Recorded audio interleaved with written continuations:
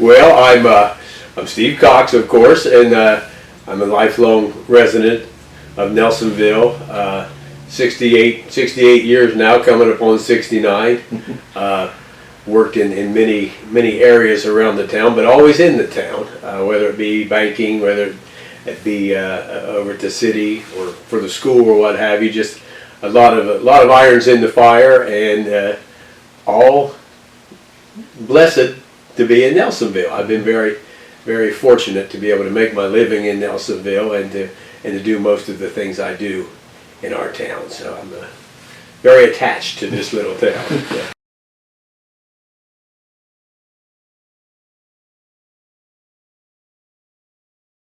Steve is very friendly, but likes his personal space, and he likes things to.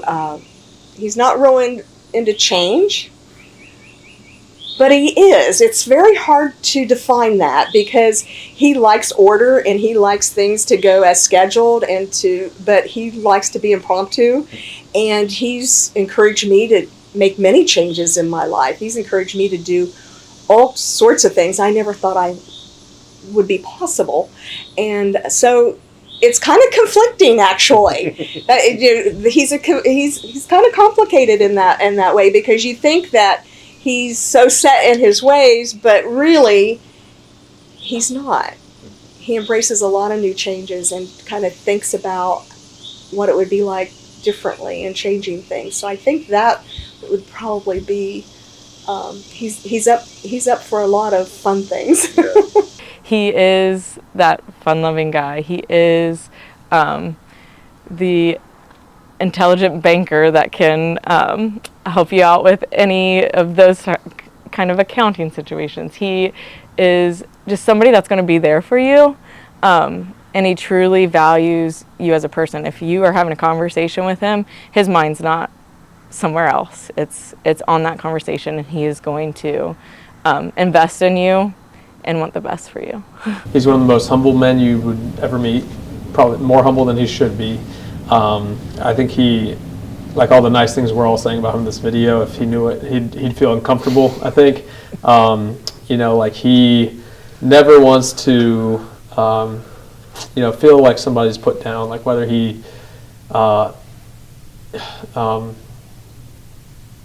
I don't know, like he never wants to feel like he's put himself on a pedestal or like he's above anybody else. And I think a lot of people in his position and the amount of influence he has in the community would have that temptation, would be like put themselves up and say, I do all these things for Nelsonville, I deserve a little bit of glory for it. I think he wants to do these things because he wants to better his community and the lives of the people around him. And none of it is self-serving. It is because he has a love for this area and a love for the people and love for his family. So yeah, everything that he does, I genuinely think he does not do it for himself. Oh my gosh, the nicest guy you'll ever meet, the smartest guy you'll ever meet.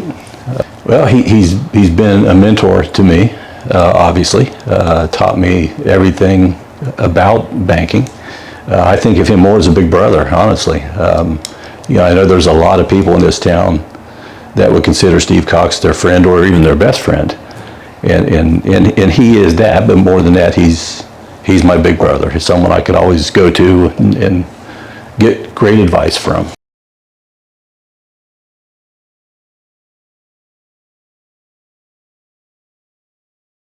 My core values as a person, they definitely start with my faith, my Christian faith.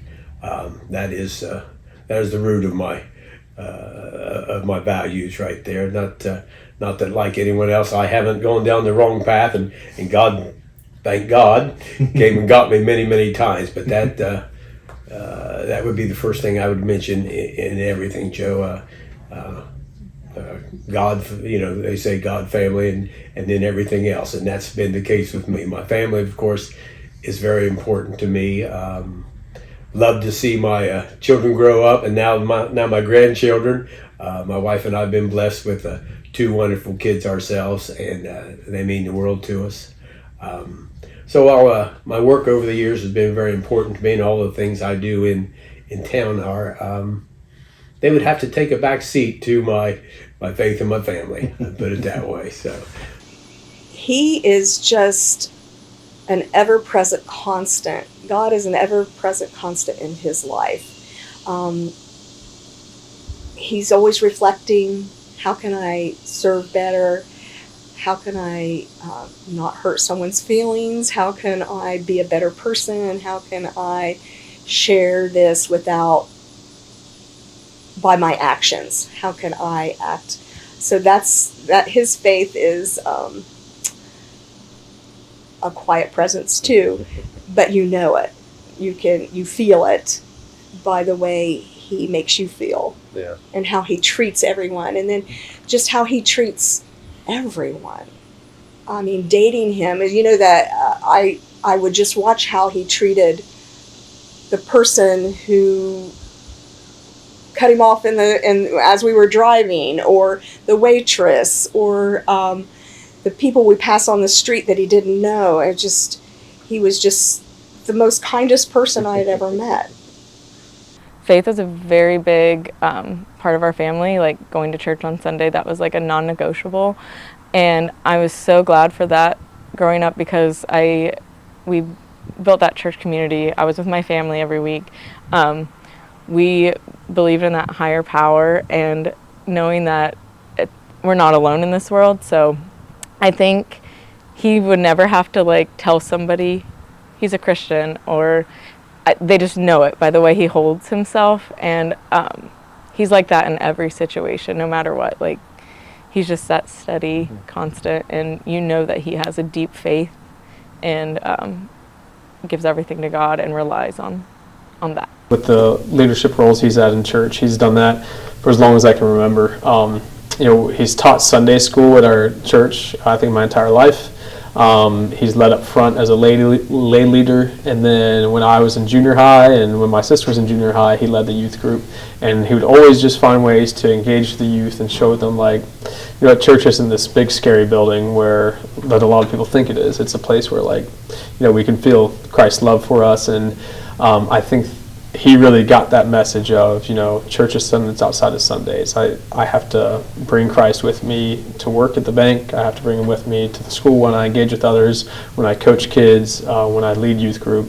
So I think that's what I really learned from him, what good ministry looks like. It's an outpouring of your love in every aspect of your life.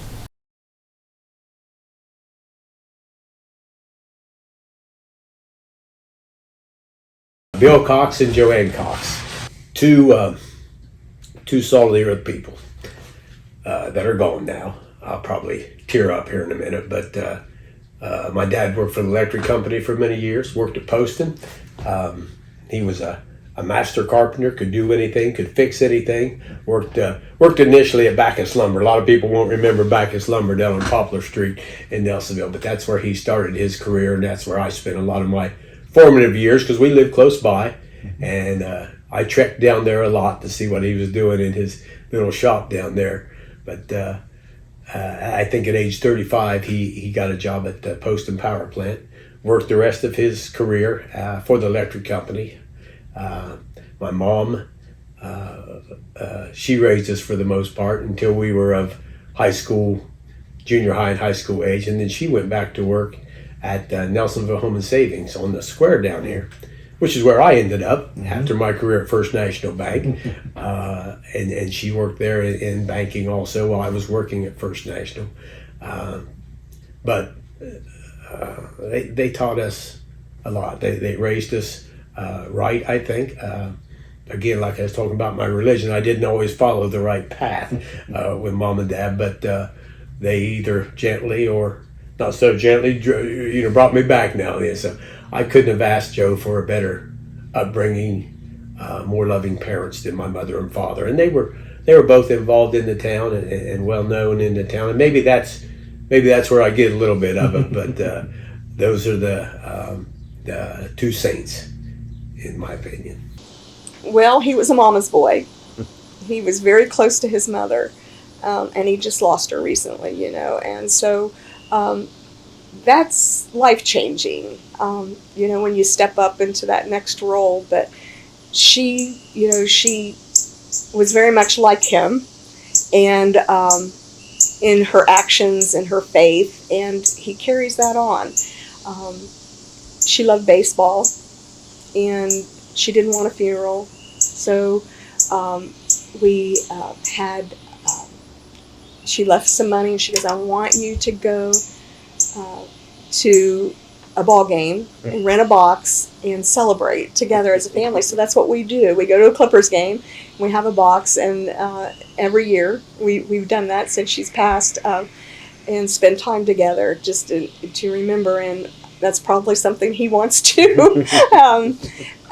They always find a positive way, something positive to look forward to, instead of, there's grieving to do, but there's good grief, and he's taught me good grief, how to manage that, people we've lost in our lives, and that's probably a great lesson that he shares and helped me with. Who I would interview if I had my chance is my younger mother and father, before I knew them. I talk about this to some people, and in some of the sermons I give at church sometimes, that these people had lives just like you. I mean, my kids, Casey and Kelly, don't know what Debbie and I were like growing up and what have you. And wouldn't it be neat to know all the emotions, all the thrills, all the life that these people had before we came along, and just to talk to them and see how similar their lives growing up was to our lives growing up. I think that would be so cool. Great. I'm a big movie buff. We go to movies all the time, Debbie and I. But Humphrey Bogart is my favorite actor. I'm a big black and white movie fan. And I'd talk to him too. There's people I talk to, but if I only had the choice to sit down with a couple people, mom and dad in their 20s, in their teens, just to see how life was for them, My oldest sister is Patsy Clark, and she lives in Nelsonville now. For many years, she taught in the Dayton area school system. She was a home economics professor, more or less. She went to the various schools in the Dayton area and organized that whole home economics type plan down there. So very proud of her. And then my youngest sister, Sharon Berry, they live down in the Plains now. She was a guidance counselor at Nelsonville, York for many years, and then finished her career at Athens High School as a guidance counselor. And not selfishly, but I know she was one of the best there was. So I'm sure they miss her down there, but she did a great job. My sisters, I always tell just about everyone I meet that my mom and dad had 3 kids that they raised. They had 2 high school valedictorians that they raised, and I was not one of them. So you can take that for what it's worth, I guess.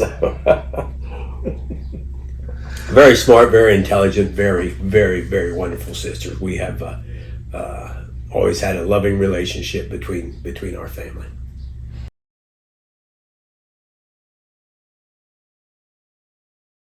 That's a good story. We met 1980. She was a high school senior. I was a little older than her, 5 years older than her. Her teacher at the time, Mike Wilson, good friend of mine, came down to my house a lot on Poplar Street, and we, as all young people do, maybe at that age, we had parties just about every night.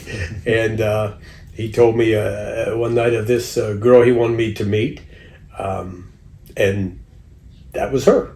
And we started going out shortly thereafter, and just clicked and been that way. She's a great wife. I'm not always a great husband, but she's a great wife. I think she mentions the first time she saw me, she was delivering something to our house down there for a friend of mine that lived with me, and she was working for him at the time through high school. She worked all the way through high school, and I answered the door, and she said it was a love at first sight for her. So don't play that. She won't admit to it. probably the first time I saw him, I was actually working at a clothing store for Matt Bunning. He had a clothing store on the square, and I can't remember the name of it anymore, but I worked for him, and I needed to turn the keys in and Matt to him at his house, and Matt had a roommate, and that was Steve.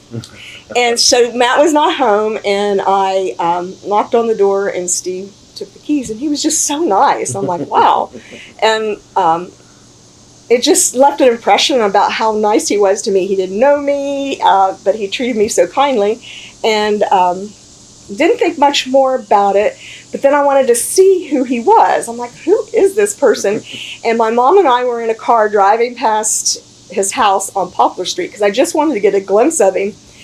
And he came out. So I floored it. And the cops pulled me over, like right on the street. I thought, oh no, he's going to see me and know that I've been stalking his house. And he didn't. And so my mom said, why? What were you doing? And I said, Mom, that's Matt's roommate, and he is really cute. I wanted to see him, and he came out. So I had to pay a ticket, but it was worth it. So we spent that summer just kind of hanging around in groups and going to ball games, and it was during the Parade of the Hills. I had been uptown with some friends, and a mutual friend of ours, which I didn't realize, had been away to school, and she came back for that summer, and I said, so what are you up to? What are you going to be doing? She goes, well, I don't know. I'd like to get married. And she said, I think maybe Steve Cox. I'm like, what? No. So I thought, I'm going to have to pursue this a little more aggressively because someone else is interested. And so we started kind of dating then. It was during Parade of the Hills. And I was running for Miss Parade of the Hills at that time, and Crystal Howard got queen that year, and I was her first runner-up, and so we had a good time, and went down to his house after the parade, and he congratulated me, and it just kind of went on from there. It wasn't just a specific moment in time; it just evolved to that. 9 years. Into that 9th year, she said that was enough. So that's. We were together almost 10 years. Almost 10 years. Yeah. Okay. Yeah, I kind of had to give him an ultimatum. I was just an athletic sports nut, and everything I wanted to do was revolved around sports and what have you, and just being with the guys, But I saw the light, and turned out well. Well, looking back, he had to wait for me to grow up a little bit.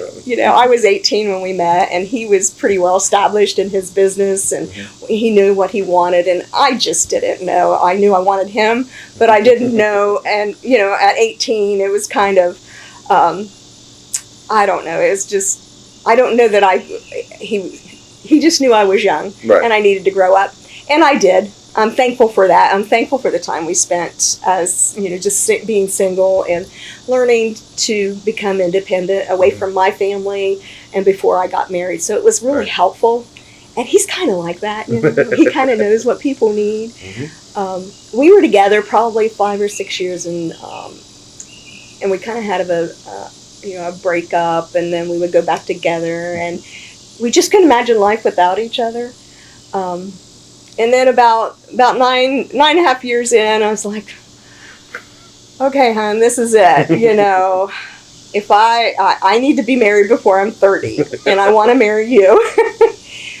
But, the funny thing is, the whole 10 years, I just knew that he was my best friend, right? Yeah. And I knew that no matter what happened, he was always going to be my best friend. And I could always count on him. So I wasn't going to ever lose him, because he was that way with many of his friends. Girls and boys, all the people that he'd known in his life, he was always there for them. And trustworthy, loyal, and supportive. And I thought, he's worth the wait. He'll always be my friend, but I wanted to marry him. So I kind of said, we need to do this, because he just wasn't, he said, I never want to be divorced. He said, I want to make sure, and I don't want to rush it. And I kind of felt like we weren't rushing it after 10 years. And he agreed, and so we got married. It was a short engagement. I think it was in January. It was January 7th we got engaged, and we were married on May 6th. So.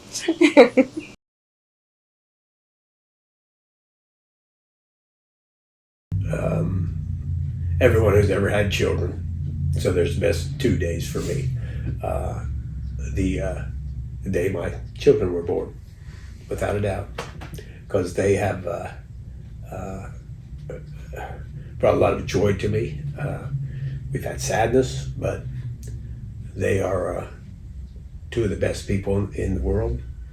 Thanks to my wife for raising them so well. But it had to be those two. Yeah. Before those children came, the best day of your life was probably, for me, the day you get married and whatever. Those are great days. Right. But when those children come, things, and like you, I started later in life with my children. I think I was 35 when my first child was born. But if I'd have known how joyous parenthood was, I wouldn't have waited so long. I can't. Kelly, my daughter, first child and what have you. That was my wife's Kelly. Kelly's name is Kelly D. My wife's middle name is D also. We wanted to give her that, but both of us were always a fan of shorter names that went with the shorter spelling of our last name, and both loved that name, Kelly. That's where that came about. Casey's was a little different. That's one that I came up with. Now Casey's middle name is William after my dad, but Casey's first name comes from we're back to baseball again. It comes from a baseball pitcher up in Columbus, a left-hander. His name was Casey Close. He's a sports agent now, if you look it up. But I just thought that name sounded so cool. And I thought Casey Cox sounds a little bit like that. So it's just funny the things that trigger you and what have you. But his name is because of Casey Close is the name. So. Well, he is an excellent father. I knew he would be. I'm like, I want to marry you. I want to have your children because I know what a family man that he would be, and he is definitely the family man. He leads by example. Never raised his voice. The kids didn't want to disappoint him ever. I would be off in the summers, or I was a stay-at-home mom for a while, and he was working full-time, so I was with the kids a lot. But it was always like, well, what would Dad want us to do, right? And what would we share with Dad when he got home? He does. He leads by example. He leads by his Christian faith. But it's kind of more of his actions than his words. He doesn't talk a lot. I'm more of the talker in the family than he is, but he just his quiet presence kind of leads you to want to be like that and have that desire to do better. And I think that's how he's raised our kids, just to have a desire to be a better person. Yeah. It came easy to him. He was a little nervous as an infant. I will say once their feet hit the floor, he did a little bit better. And as they got older and he could interact and do things, the baby stage really was probably something that he got nervous about. Yeah. But he did well with it. But I was a stay-at-home mom, and I enjoyed that too. So we've each had our different roles throughout, and did different parts, probably spent more time in different ways. But I would say once they got a little older is when he really felt more comfortable. I am Kelly Forgrave. My maiden name is Kelly Cox. I'm from Nelsonville, Ohio. I graduated from Nelsonville, York City Schools, and I'm currently a teacher at Tri-County Career Center. All right, so tell us about what it was like growing up with Steve as your dad. One word, imaginative. The world of Steve Cox is the best. Growing up, we would play games, but they wouldn't be your typical backyard games. There'd always be a story to it, or he would tell us about how he played it when he was a kid and his imaginary friends that he had. And there was always like an extra creative part to his fun games. If you know anything about my mom, she is the fun one. And Dad, I would also consider him fun, but I did not want to disappoint him. So I did not ever want to be in trouble, because more so I didn't want to disappoint either of them. When I think about my dad, one thing that's like super special to me is anytime there was a big moment in my life, I think he knew that I had some anxious tendencies, and he would just write me a letter, like before high school homecoming, before my graduation, or just any random friend spat. There would be a letter sitting in my on my chair in my car, or my seat in my car, and it just kind of gave me that feeling that no matter what happened, he was there. He was big with our youth group at our church and making sure that we had a space to go. So that was another thing with him. He not only created those games for me and my brother, but for my friends, and we had just a safe space where we just all felt welcome and could have fun. Yeah, like no matter what happens in this outside world, like our family's a unit. I'm here for you. I even have my tattoo is from one of his letters that he wrote me, just because knowing that his love is always there, no matter what I did, was enough to get me through those hard moments. My name's Casey Cox. I teach junior and sophomore English at Nelsonville York High School. I coach JV basketball as well. I was born and raised in Nelsonville, Ohio. Went to Ohio University for 4 years to get my degree in integrated language arts, and then a job opened up back here after I graduated, so took the English position, and I've just been enjoying living in Nelsonville since. I'm married to my wife Kaylee, who teaches at Logan, and we have 2 wonderful kids named Cooper and Tanner, so it takes up a lot of time. Try to tell me what it was like growing up with Steve Cox as dad. Okay. Yeah, it was fun. I remember a lot of my memories growing up are just about Dad coming home and him opening up the garage door and coming in, and then my sister and I just running to him and hugging him, and it's a fun thing now that I have a son that does that to me. It's kind of cool to see myself in him and myself in my dad's shoes. But it was just always so awesome growing up with a dad that the community loved, and he was like, Mom always joked with him that he was Mr. Nelsonville and everything, and we always did too, but not until growing up did I not realize like how impactful he was in our community. From announcing the football games to being a face in the bank at the square, to announcing Parade of the Hills, just those were just things. And then his role of leadership at our church too, right? Like being up front and being the lay leader and doing all these things. Growing up, that's just what Dad did. I never thought too much of it. I was like, oh, these are jobs that Dad does, But now that I'm older and care about my community, I see just the love that he has for Nelsonville in it, and for our school district too. And so, I don't know, he was just always the guy that I looked up to, but more so growing up, like he was all these important roles in the community. But for me growing up, he was a guy in the backyard I'd throw football with or play baseball with, and he was my coach and always so involved with my life, so he was just a fun person and a good man to kind of model my life after. Yeah, one of the biggest ones, like kind of a core childhood memory for me, was like in our basement we had like a little Tykes basketball hoop, and I had this imaginary team called the Nelsonville Nikes. Myself and Daniel Klein were the star players, and then a couple other people too. But I always imagined, us playing this, stiff competition, and we were always had the game of our lives. Like every night, that's just what I would do. And then I learned that Dad did that too when he was younger. So he's where I got my imagination from.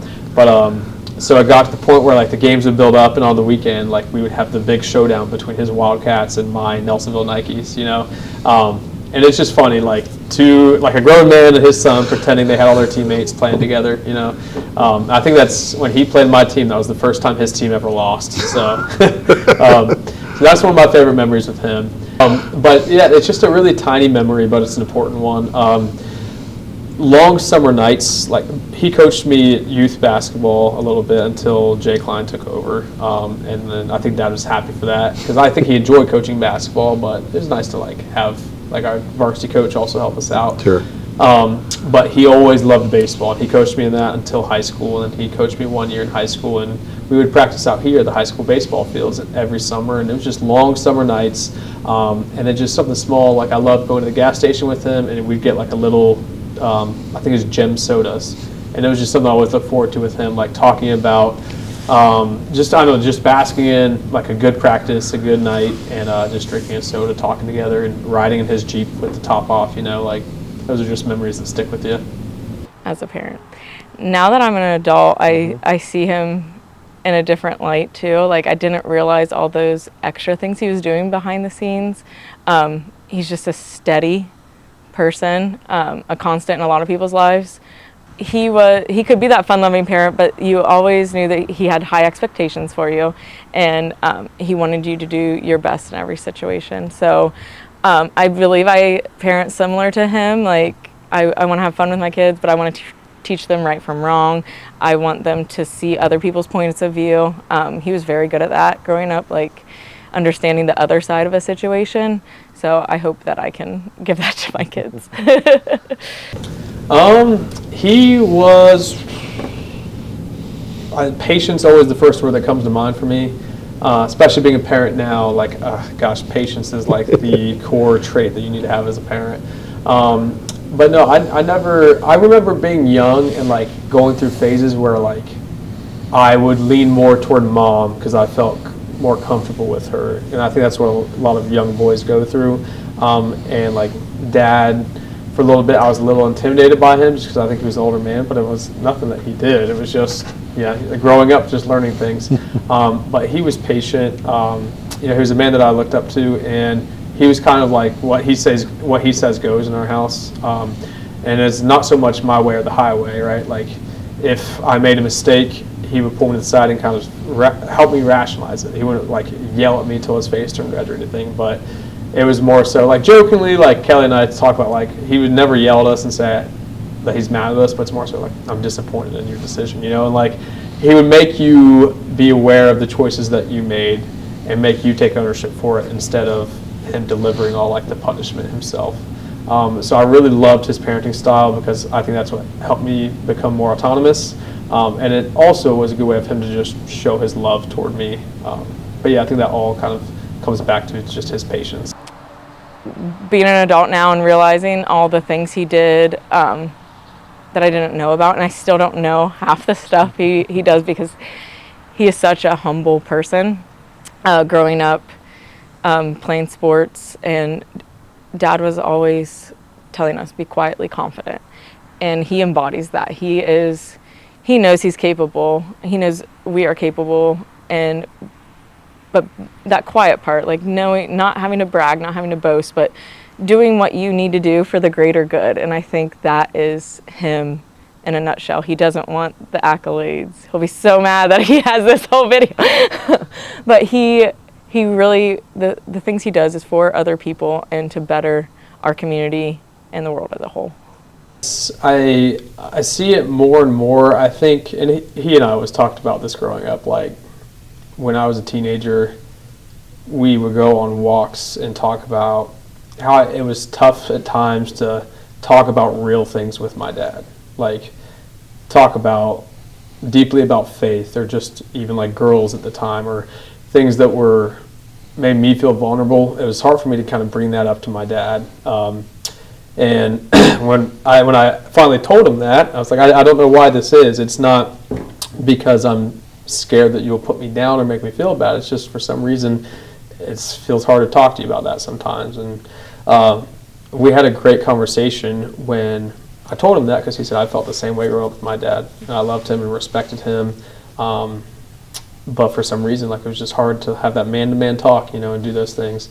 And that was great for me to kind of like relate with him on that aspect, and to realize like, okay, like something's not wrong with me in the way I'm relating to him. It's tough for dads and sons sometimes.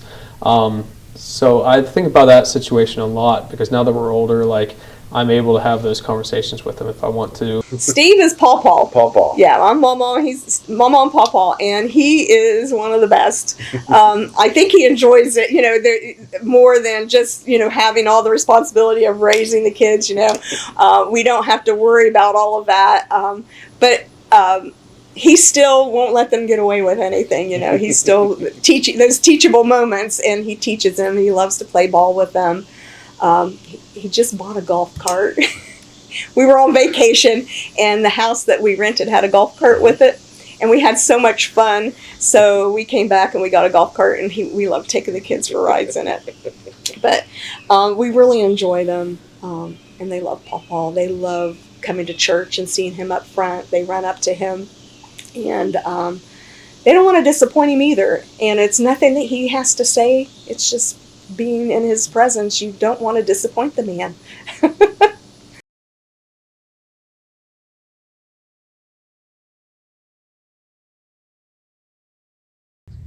It's the it's a cliche answer, but it's the people.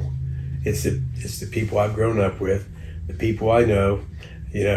I say the best people in the world. Everyone in their part of the world probably says that, but I've gotten to know the people, and in all the organizations I'm involved with.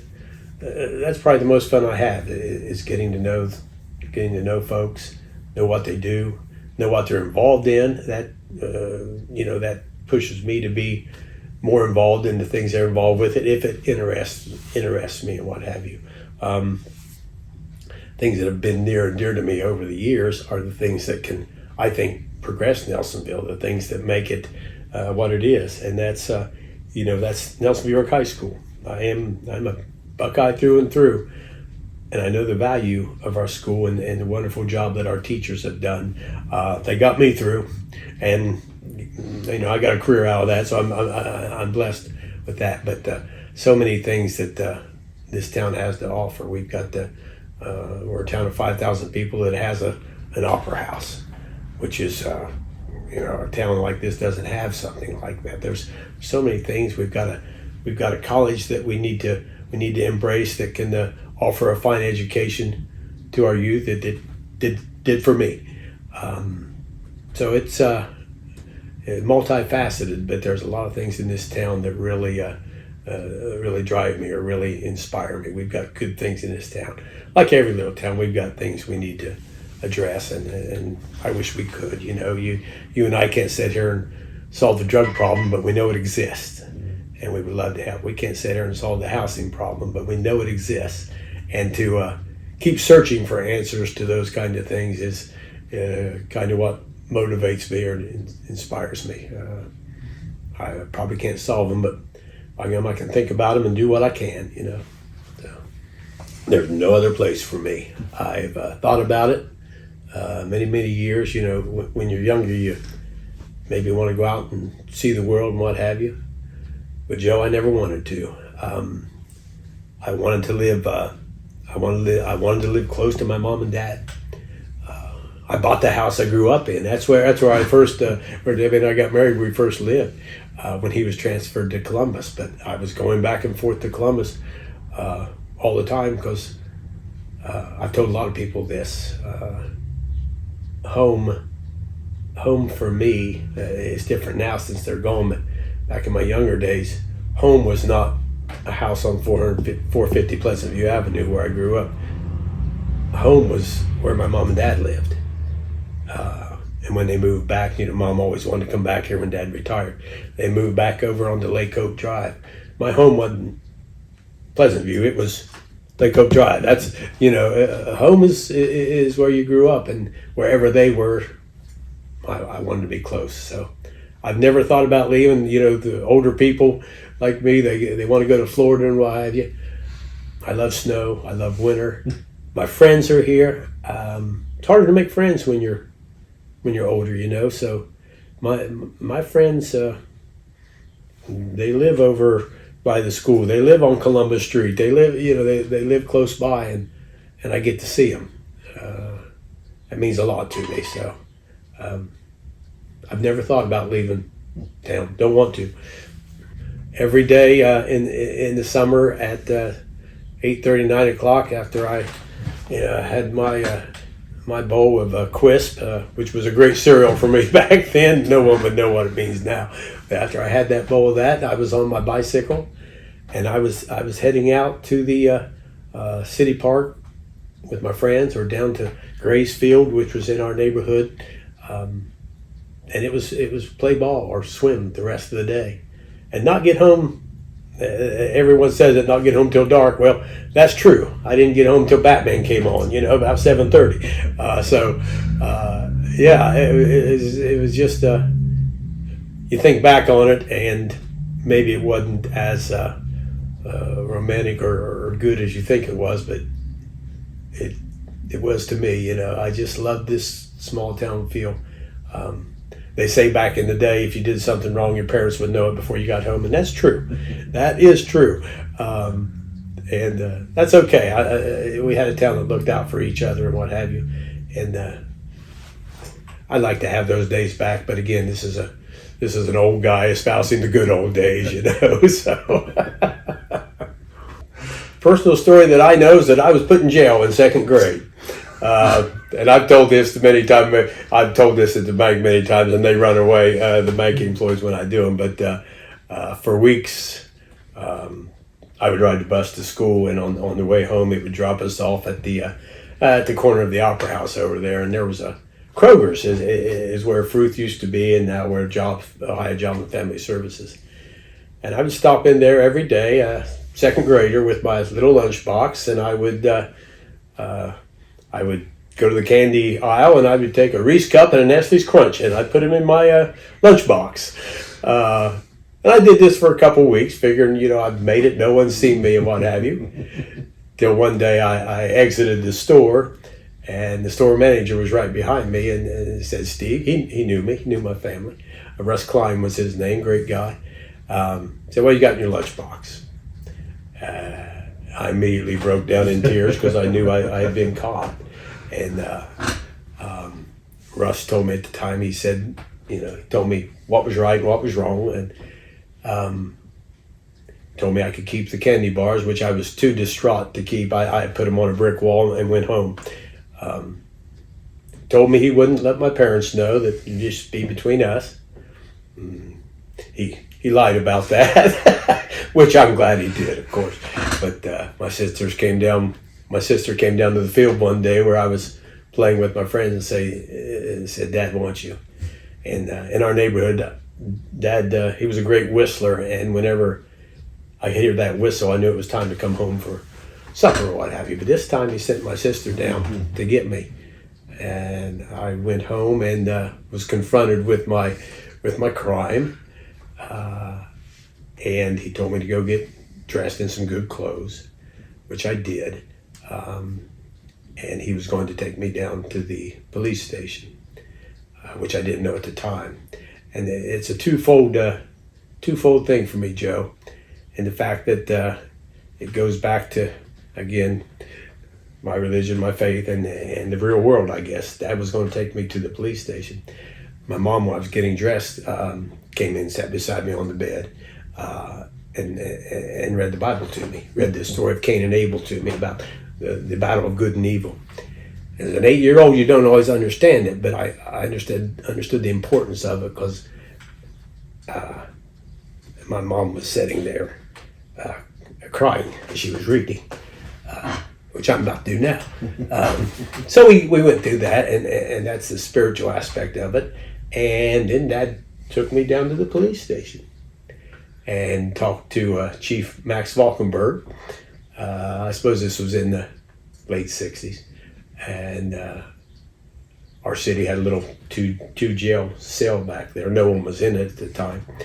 And I tell the story that Max put me in jail, slammed the door, and he and my dad walked away and left me alone for 2 or 3 hours. I'm sure it was 3 or 4 minutes, but that's a story seldom told. It's a hard story for me to tell because of the emotion of it, and my dad setting me up in the real world, and my mother showing me the spiritual aspects of things. I love that story, and it set a tone for my life for sure. And so I've got a jail record. I talk about the Nelsonville, the hub of the town being the Nelsonville Public Square, and the beauty of that, and the uniqueness of that, and it all starts there for me. And one of the,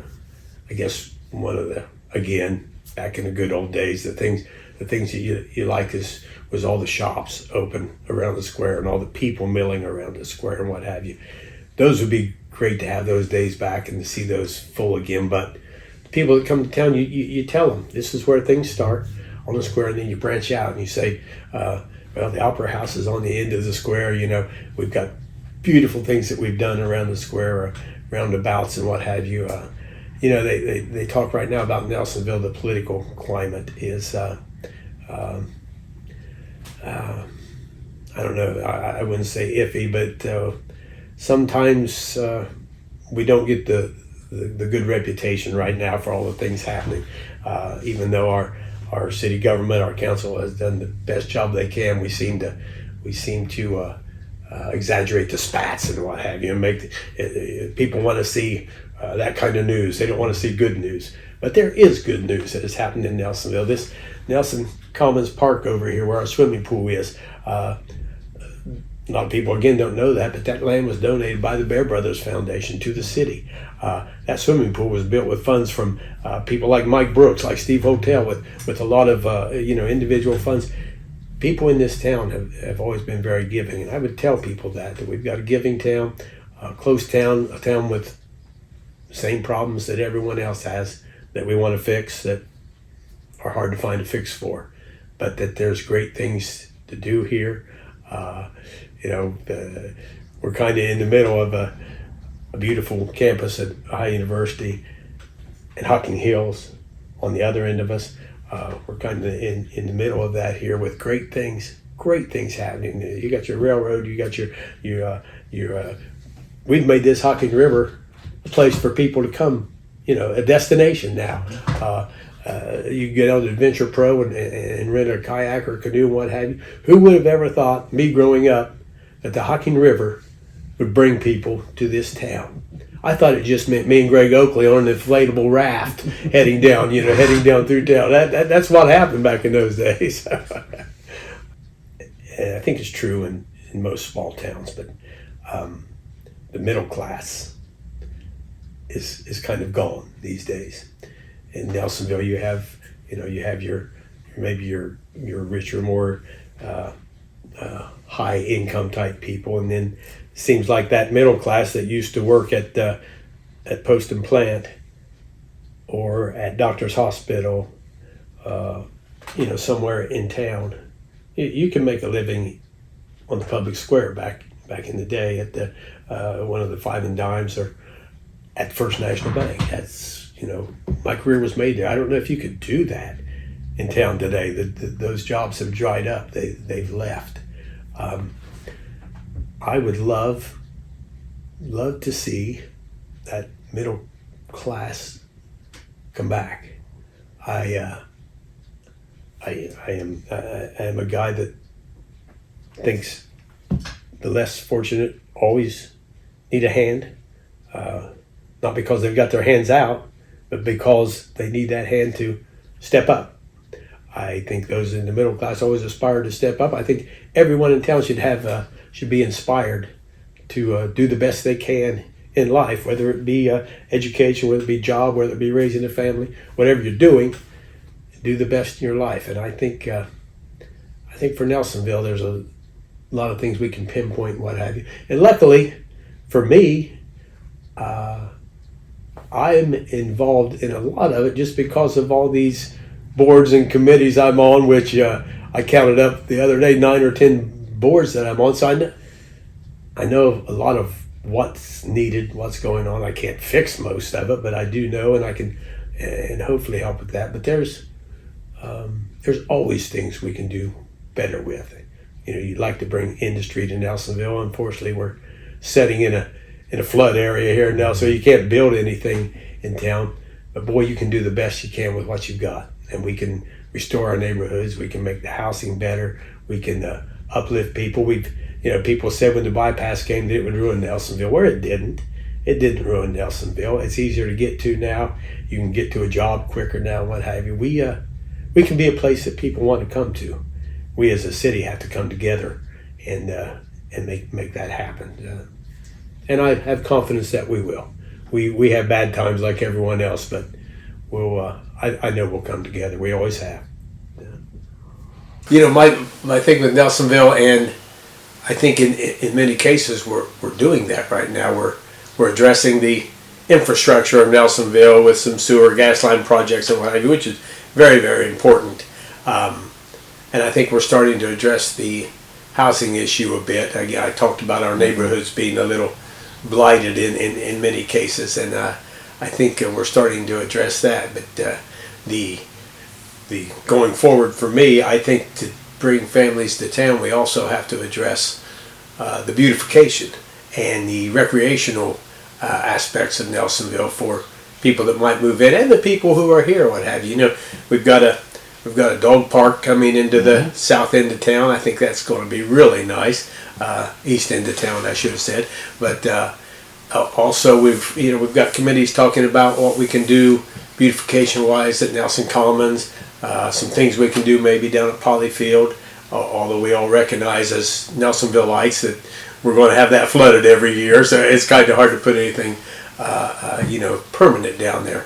But I think, and these elections coming up and our transition to merit form of government is going to be very important because there's a lot of issues to address, and they can only be addressed if you have a cohesive working unit over there, on your council and your mayors and what have you. But I'm excited. I have met with a few city officials over the past couple of weeks, and I think we've got some good projects going. And I'm really excited because Nelsonville right now, we talked about the middle class being gone and Post and Plant not being here, Doctors Hospital. So we got to find who we are, and if it's tourism, if it's that kind of thing, we got to have things to bring the people in, and those are beautification projects that maybe we haven't been able to address over the past few years with the infrastructure needs and what have you. So I'm excited.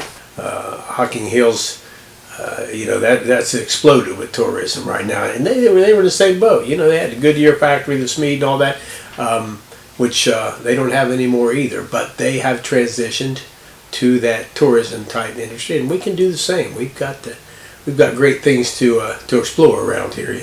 Yeah. Well, that's also funny. We always joked and called him Mr. Nelsonville, as a joke. But you stop and think, at least in my adult lifetime, who's more Nelsonville than Steve Cox? I mean, he's there to help, numerous boards, for one thing. Prairie of the Hills, I mean, he's been the voice in the face of the Prairie of the Hills, Mr. Microphone on the stage all the time. Nelsonville, York, whenever they need something, he's there. Been in the PA booth there. So Mr. Nelsonville, absolutely. I think his impact is so positive because he loves the town. He grew up here. I basically grew up here. Our children have chosen to live here. There's so much good in this town, and there's so much more that can be done. There's a lot of potential, and he sees potential, and that's another one of his qualities. He sees potential in people, in the town, and once you see it, you believe that it can happen, and I think that's the impact he makes. Just yesterday, or at church Sunday, Tricia Dean said to me, she said, I'd like to see some picnic tables on the square. And she said, it'd be really nice because no one really has a place to sit down. I'm like, oh. And I said, yeah, that sounds nice. And at dinner, I mentioned it to Steve. I said, Tricia mentioned she'd like to have picnic tables. He goes, oh, really? Well, how many does she want? And what might that look like?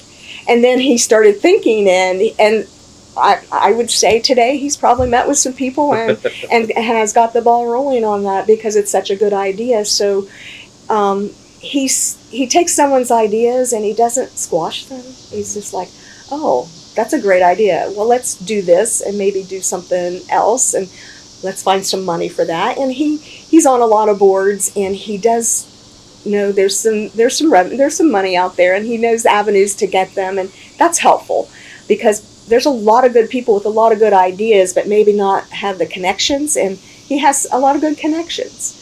And he values those connections because it's people like him that want to help. And I think that's the impact, he's made on Nelsonville. Growing up, I was very aware of his impact on our sports. He was always in like the biddy leagues and being in charge of that and coaching us. And like, it's amazing now that I'm starting to do the coaching and seeing the impact that he had in coaching other coaches and being a part of a bigger picture there. But that's only like a small part of what he did. Like all the boards he was on, all the extra like volunteer hours, like he had his hand in about everything that happened in Nelsonville, and I didn't even know it. Yeah, growing up, like I said, I never really realized it. Like I thought bankers, he just went to work, worked 9 to 5, and that was it. But like I see how Farmers Bank now and like First National Bank when he works there, how integral a part of a community they are, whether it's giving money and scholarships or sponsoring different like youth leagues and high school stuff. They do so much to just support the kids and different teams and different organizations in this area. So that's one way that he kind of contributes to community, but also his time. Like I think money's a cool thing if you have that as his business does. But the fact that he spends so much time here announcing volleyball games, basketball games, and the football games, like I think that when you give up your time, that's, especially the older you get, you realize that's the most valuable resource you have. And that's what he gives away for this community. And I think that honestly is the biggest thing that shows how much he loves our city and our school.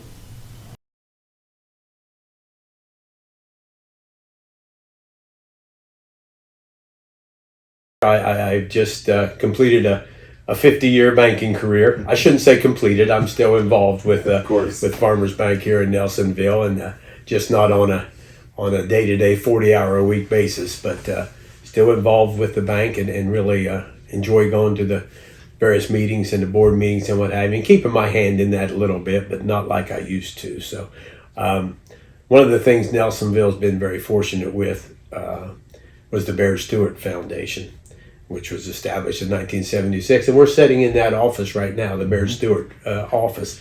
And they've given much money over the years to Nelsonville, to various projects, churches, Opera House, just various things going on in Nelsonville.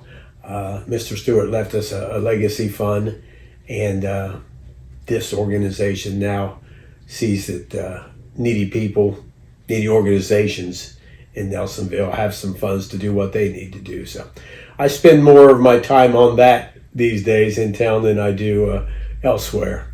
I've been involved over the years in our school system, and it's very near and dear to me. I'm a Buckeye at heart, no doubt, from start to finish. So I graduated from there. I did my athletic career there. I've coached there. I've been a scorekeeper, announcer. I've done it all over there, but most of all, I'm a fan of the Buckeyes and a big fan of our school. So done a lot of work for them. Pray the Hills, I'm part of that. I've announced, and you announce a lot yourself, so you know how you're pulled in different things, but I've announced football, baseball, Pray to the Hills, so quite a bit. I'm involved with the Old Timers Baseball Association. That's near and dear to my heart. Many years ago, that was started by Estill Crabtree and Bill Metcham. Estill Crabtree was one of the professional baseball players from our area, played many years for the Reds and the Cardinals. And he started an Old Timers baseball game here in Nelsonville. And we gather at Crabtree Field every August before the Pray the Hills, usually the Sunday before the Pray the Hills start. And we gather up there with old timers and try to play a baseball game, which is probably not very entertaining, but it's funny, I can tell you that. So it's we entertaining. have a great time with that. Various boards around the area, the Blennis Hospital board, the library board, just try to. I've got my hands in a lot of area. I can't say I'm an expert in any of them, but I enjoy helping out when I can on those things. So. What drives that? The fact that you're involved in so many different things that you don't necessarily have to be. So, like, why? What's your why on those? I thought about that, and I honestly probably don't have a good answer, Joe. I've just it's been a case over the years that they've kind of escalated where someone came and asked for whatever reason, and I thought, okay, yeah, you've got a good, valuable mission there, and I'd be happy to be a part of it. This this speaking thing that I do now in public, and you do a lot too. When I was younger, that would have scared me to death. I remember when they asked me to speak at Nelsonville, York graduation, I think in 1999 maybe. I was sitting there in my seat before graduation and had to excuse myself to go to the restroom to throw up. I was that scared about doing that. And same thing in my church. My preacher asked me to preach a sermon one Sunday, and I was just scared to death. But I did it. I got into it, and while I'm still very nervous when I do stuff like that, it's something I've gotten used to. So I don't think all these things are passion projects to start out with me. But when someone has come and explained what their organization does and how I can be of value to it, I've done it. And like everything else, once you start those jobs, you don't get out of them until that day they take you away. But I enjoy them all. It's hard to answer. And again, I go back to my inspiration has always come, even in hard times, from my religion, my understanding of what God would want me to do in life, even though I don't always do it. But a lot of different things inspire me. I was inspired as a youth by athletics. I was in love with baseball. I became in love with wrestling later in life, and the pursuit of athletic excellence, which I never got close to. Just the pursuit. That's The what matters. pursuit. I was one of those that enjoyed practices, didn't have to get into a game, probably never did, but I enjoyed athletics. In the banking industry, I was inspired by the changes in technology and what have you, because I loved learning those kind of things and what have you. And it definitely was something I was motivated by in making our banks, First National Bank on the Square, and then Nelsonville Home and Savings, and now Farmers Bank, making those banks the best they could be and the best customer experience they could be. So inspiration comes from what you're doing at the moment, I think. Another untold story in this town, and you've told this story yourself when you were writing for the Messenger. It's the story of this place and the Bear Brothers Foundation. I touched on it at the beginning of this, but when Barrett Stewart passed away in 1976, he left a legacy of about $2 million for this town to be given out to nonprofit agencies and what have you on a yearly basis. Not the full $2 million, but to give out the earnings from that to needy things. This Bear Brothers Foundation, over the years, many people don't realize it, but if probably since 1976 given close to $6 million to entities in this town, whether it be the Opera House, your various churches, the city. This foundation has been very, very valuable to this town. Bear Brothers Foundation takes care of the fountain on the square. We take care of many things that people are unaware of, and that is an untold story. And maybe intentionally. I mean, the Bear Brothers Foundation has never wanted to draw attention to themselves. They wanted to work behind the scenes. But people that don't know about it should know that over the years, this has been a very, very valuable place for the city of Nelsonville. And I'm so proud to be a part of it. When Mr. Stewart died, he appointed 3 trustees. Nelsonville, and there are pictures up on the wall. You're looking at them right now. Arlene Powell, Reverend John L. Evans, and Wib Warren were the original trustees, and you've seen Dave Frederick's picture is up there. He passed away. He was one of the trustees that came on after Reverend Evans died. And Robert Crawford, Nelsonville banker, was also one of the trustees.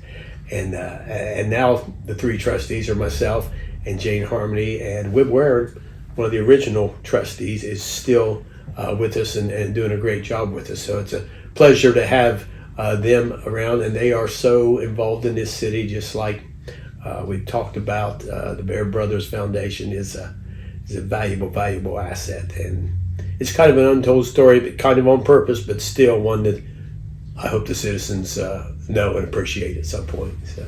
And anyone who wants to come visit the Barrett office, if you see lights on Columbus Street, you come on in. It's a walk back in history, isn't it, to see this place? Yeah.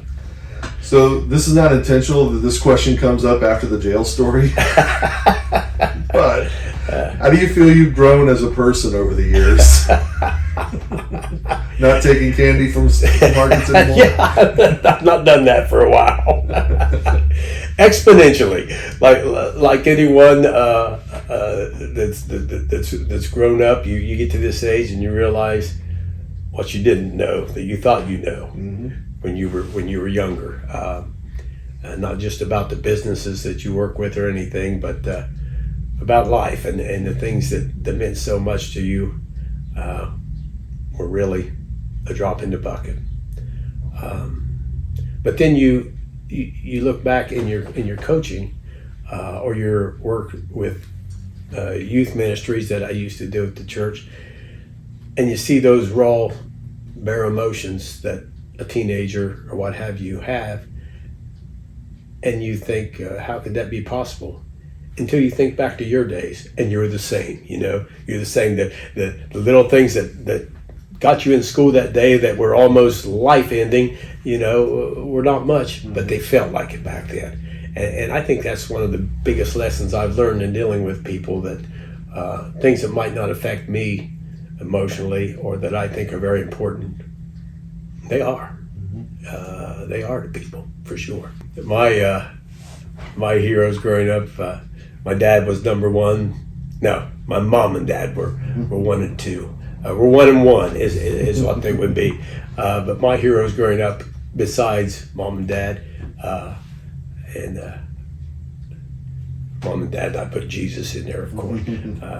My mom and dad were way above anyone else on this planet, but I was a big baseball guy growing up, still am. And I had 2 very, very big heroes. Cincinnati Reds guy. Center field was my position. I love playing center field. So 2 of the great center fielders for the Cincinnati Reds were Leo Carden. I'm sorry, he was a shortstop. Vada Pinson was one of the center fielders, and then Bobby Tolan was at the start of the Big Red Machine. So those 2 were my heroes, and I hoped someday to replace one of them in center field for the Cincinnati Reds. But at 5'5" and 112 pounds when I graduated high school, it never worked out. But I'm still open for a call, Yeah. You said you're going to retirement, so you got time. That's right. Again, athletics. I mean, the Cleveland Browns won their championship in 1964, and their quarterback was Frank Ryan. That was my hero at the time there, number 13 for the Browns. So most of my heroes were sports people back then. And then, then as I grew up in town and started in the business world and what have you, there were great role models. I don't call them heroes maybe to me, but there were people that I followed. I mentioned Robert Crawford, my banking career. He's the one that kind of started it for me. The people at school, my coaches, Coach Tom McLaughlin was a great inspiration to me through my high school years, as he taught me how to wrestle, taught me how to do certain things athletically, but also showed me a side of a coaching person that could espouse discipline and could dole it out when need be, but was a great family man, a wonderful friend to this day. So there's so many like that maybe not heroes, but great mentors, put it that way. You get to a certain age, and maybe you were really involved in something in your younger life that people don't know about. I was obsessed with athletics and playing them, even after high school. One year, softball was so big back in my day, and we counted, I think one year, Debbie and I counted 180 some games that I played in a summer. He played, I think the first summer we were together, he played 160 ball games. And I went to all of them. Yeah, he played a lot of softball, and he was on a lot of different teams. So he had a couple of core teams, and then everybody was like, "Oh, come on, Steve, play. We want to pick you up for the weekend." And he was like, "Okay," and he never said no. He always was willing to play ball. It started off, we played tag football up in Gray's Field, up on Pleasant View Avenue, and after that, like I said, I played baseball and softball with him and against him, and I got to know him that way. I mean, I was obsessed with athletics, with softball. I played golf. And you get to a certain age, and people look at him and say, he couldn't have ever been athletic. And that's the same way I looked at older people that back then. And I look at them now in the Hall of Fame or what have you, and they were phenomenal athletes, So it's a period of time thing. People look at you in a certain period of time, and in your older age, you say, well, that's, that guy could have been much, but I loved him. Yeah. I loved him. But the rest of the things, people see me around town enough, they know what I've done. And current hobbies, I'm working on that. I told people, I tell a lot of people this, if I could have retired in my 20s, I would have really had a lot of hobbies to work with, from golfing and softball and all the athletic stuff and what have you. But the hobbies and maybe the interest drift away over the years, and they're not as important as they used to be, and that's the case now. So maybe my hobbies. I'm not mechanical like my dad. I'm not a carpenter by any means, so I can't do that stuff. I think that evidently skips a generation, because my son and daughter are both good at those kind of things. But my hobbies now are what you and I are doing, setting in. It's this foundation. I'm part of the Osteopathic Heritage Foundation, which had a presence here in Nelsonville and still does. We joined in with the Columbus Foundation, and that's a $263 million foundation that gives out money for healthcare, education, and needs in Columbus. But most exciting to me is they do it in Nelsonville in Southeast Ohio, because these funds were established with the sale of Doctors Hospital, which was part of that Ohio Health Group. So that's another great foundation for Nelsonville. But that's kind of why I'm involved in Nelsonville Community Fund, my church, Bear Brothers, OHF. I still dabble at the bank as long as they'll let me, I hang around. So my hobbies have become very complacent. They're not as physical as they used to be. I've taken, for the first time in my life, I've taken a gym membership at Planet Fitness. So I spend some of my time down there and down to Hocking College in the gym, and I was never one of those, but I've got free time now, so I'm going to find some hobbies, put it that way. Cutting grass is not going to be one of them, Joe. Baseball player, yeah, no doubt about it. Just like many young kids, I didn't want to be I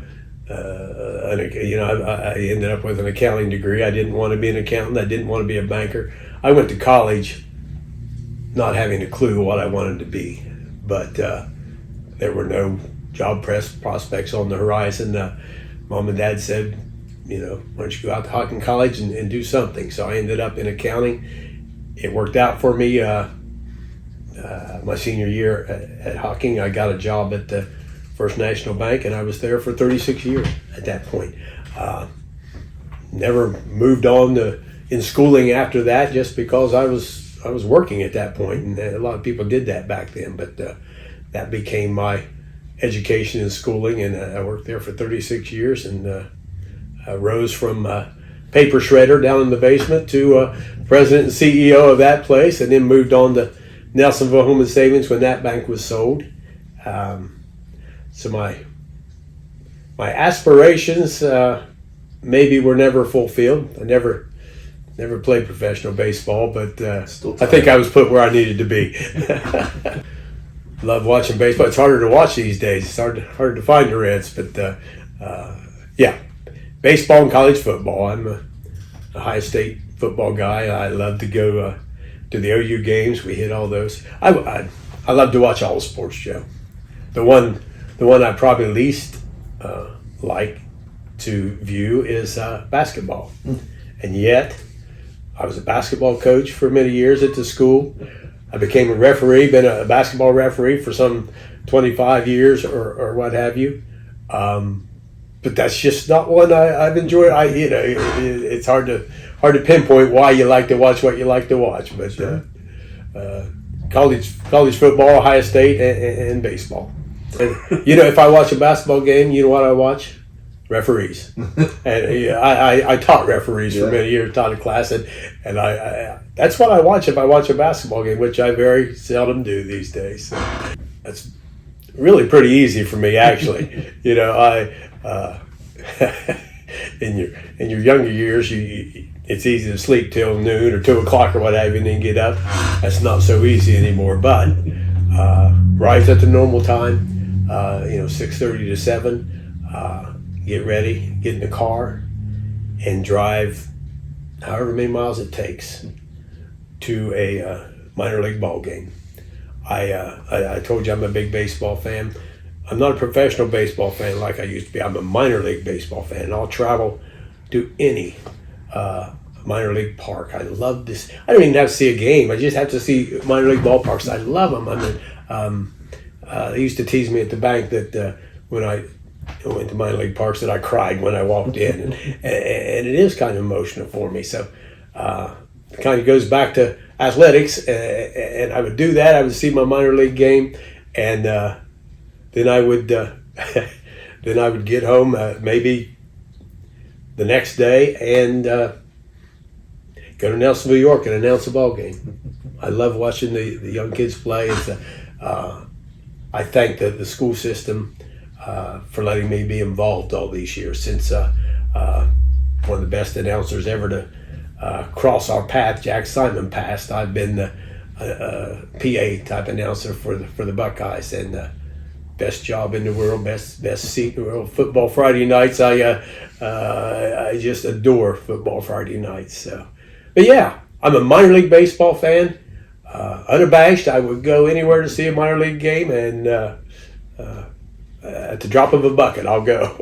It's the romanticism, yeah. It is hard. If you've and like me, you've seen all the sports movies, but Bull Durham really catches the minor league feel. I'm a young guy. I'm growing up and trying to make my life and what have you. It's just seems like a really romantic type of life, although I know it's a hard life for them back there. But baseball, somehow it got my heart early, and it's still, I can't play it anymore, but I love seeing the young kids work their way up. This is back in the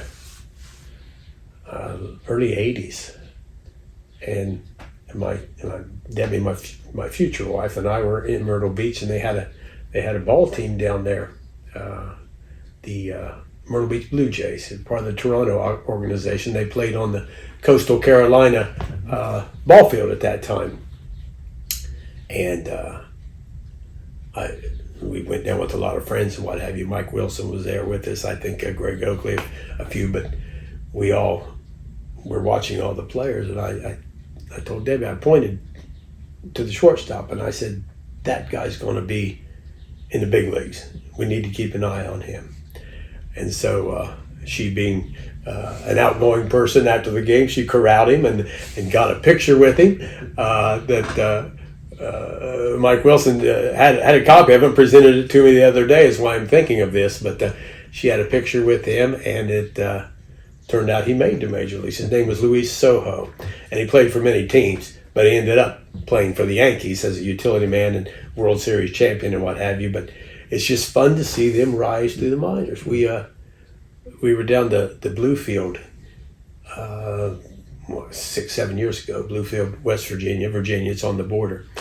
And again, it goes back to the Toronto Blue Jays because it was the Bluefield Blue Jays at the time. But we looked at a third baseman, and his name was Vladimir Guerrero Jr.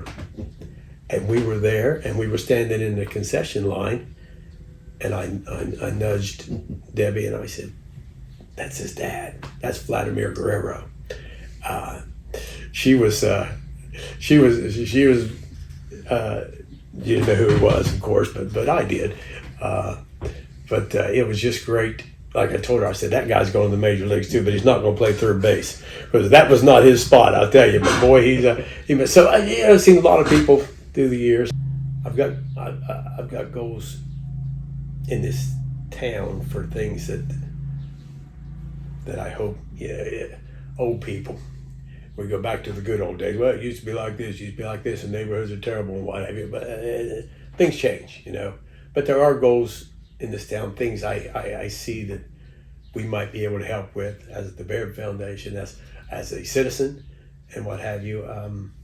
So I do have some hopes and dreams for maybe some things we can do to better the town and what have you. But other than that, at this point in my life, there's no specific bucket list or goal I have. It's just to watch my grandchildren grow and see what life brings them. I told a lot of people the best thing we ever did 25, 30 years ago was put a swimming pool in our house. And during the time my kids were growing up and what have you, in the summers, that made our house the center of all their friends. And I made so many. I've got more younger friends than I have older friends now, and I got a lot of older friends. They're very close, but it's the same thing today. I've got kids that are learning how to swim in my pool, and in the summer, that's where they want to come. They want to come to Mama and Papa's house.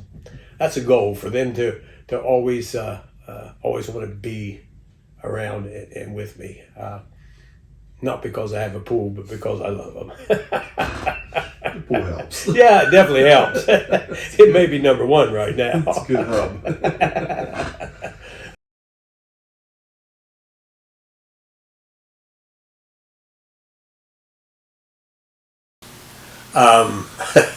It's not a real interesting story. I didn't have anything else to do or any direction, but I've not always been good at higher math. Algebra and above, I was terrible at. But if you give me a row of figures, I can add them, I can subtract them, I can divide them, I can multiply them. I'm good at that. Above that, I'm not. But in my banking world, that was the skills I need. 10-key calculators were very important when I grew up, and I could run one like a champ. But but getting into finance, it wasn't something I was interested in at all. I think I mentioned before that going into college, I really didn't know what direction I wanted to take. But accounting seemed like something I could do. I did like that kind of math, and it turned out. And between my first year and last year of college there, a summer job at the bank turned into a 50-year career. There's a difference between what we call community banks, which are smaller, local type banks, and your bigger regional type banks, your Chases and your what have you. There's a big difference in the fact that we do have more of a one-on-one with our customers that are coming in, and that's important. I think I can confidently say at First National Bank, where I've started at Nelsonville Home and Savings and now Farmers Bank, that 90% of our customers, when they walk in the door, I knew who they were, and I could talk to them. My office was never in the back. I always valued seeing our customers and what have you. And typically my office was up front because maybe I wasn't doing the loans where people might want to have a little more privacy. But I enjoyed our customers and what have you. But in community banking, people's the most important part. But there are a lot of other aspects, and you got to be able to do them all. You got to be able to do the math. You got to be able to adjust to technology changing and what have you. You've got to adjust to regulations being added daily, almost. Everyone talks about their jobs in medical fields and what have you. About the hardest part is regulation. That's the same in the banking world. If it weren't for the regulatory thing, which are needed, but they take up time too. Yeah. So in a community bank, Joe, you have to wear a lot of different hats, and I enjoyed wearing each one of them, honestly. Biggest challenge to me, if I was involved as heavily in banking as I used to be right now, is artificial intelligence. I don't know where it's going to lead us. Right now, back when I started, bank fraud was minimal. Someone might pass a bad check or something like that. But now, it's becoming almost probably 25 to 30% of a bank's budget is in fraud losses. You would not believe the expense that fraud costs the bank right now. It's either going to get worse with AI, or AI is going to find a way to solve it. And I think, like in any industry, the banking industry has to be on top of what happens with artificial intelligence. It can, not just for banking, for the whole world. It can be a boon, or it can be a problem. I'm happy and I worry about artificial intelligence. That's a challenge. That's a challenge for community banks, because people in the community expect that face-to-face. You come in and you'll see me and we'll sit down and we'll talk about things. By the same token, they also expect the ease of banking that you can get at a big regional bank and what have you. They want to apply for loans online. They want to be able to do their accounting online or their banking deposits online and what have you. And that's all great. But at the end of the day, they want to see you in person too. Yeah. So it's a double-edged sword. But it's one, I think, definitely in my banking realm now with Farmers Bank and Farmers Bank of Nelsonville, I think we've been able to meet that challenge. You can do most everything online. You can still come into bank and sit down with Eric Courtney and talk about a loan and what have you. Even me now and then if I'm there. But it's a challenge, but one I hope we can meet. Exactly what I told you I didn't go into my life knowing about. I didn't know what I wanted to do or what have you, and I went into the accounting field, and at the end of the day, the accounting part was my favorite part. I ended up loving spreadsheets. Our finance officer at Farmers, when we were transitioning over, her name's Janie, she's a great lady and what have you, but as I was telling her when she came up to the bank one day, she said, I need some of your records. I handed her a notebook, and I said, here you go. And everything in there was still penciled and what have you. I loved doing handwritten things, and luckily she did too. So we commiserated on that. But the accounting, the regulatory part, the reports, the forms, that ended up my favorite thing, which is amazing. My purpose was to support a family, which I was lucky enough to do in this town. Not as easy to do anymore. It's hard to work your whole career in a little town like this right now. If you're not working at the college or Nelsonville, York or something like that, there's not as many places to work. But that's the way it started out. I wasn't married when I started out, but it was still to make a living, to go out and find my own place and what have you. And in the end, human beings need something to do, some place to go every day. Like you say, a sense of purpose.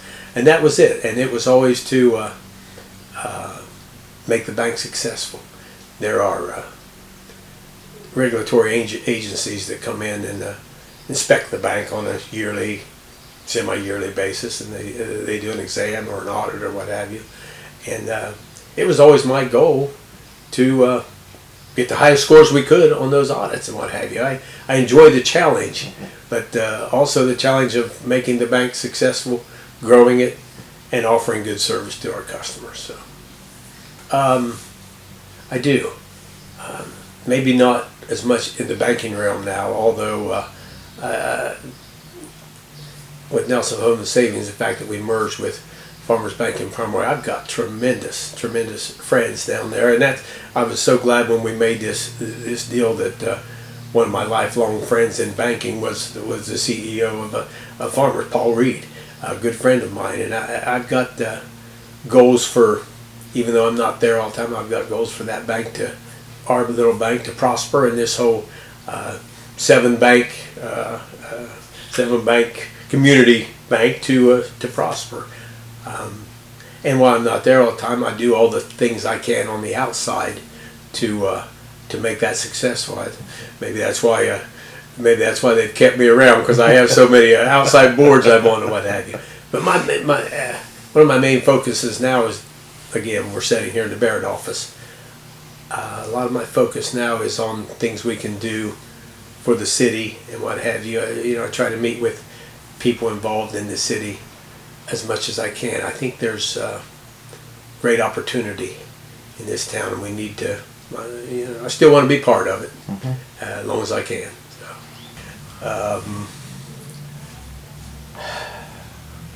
that is difficult in the banking world. I was a bank president for 30-some years, and professionally, I'm proud of the fact that in all those years, I never had a year a bank wasn't profitable. I never had a year that the bank was in a state where we were going to have to close, or someone was going to come in and close. We were always successful in that. And like scores in a ball game, I was just talking about regulatory things. My scores at the end of the game when the regulators came in were good, and I was proud of that.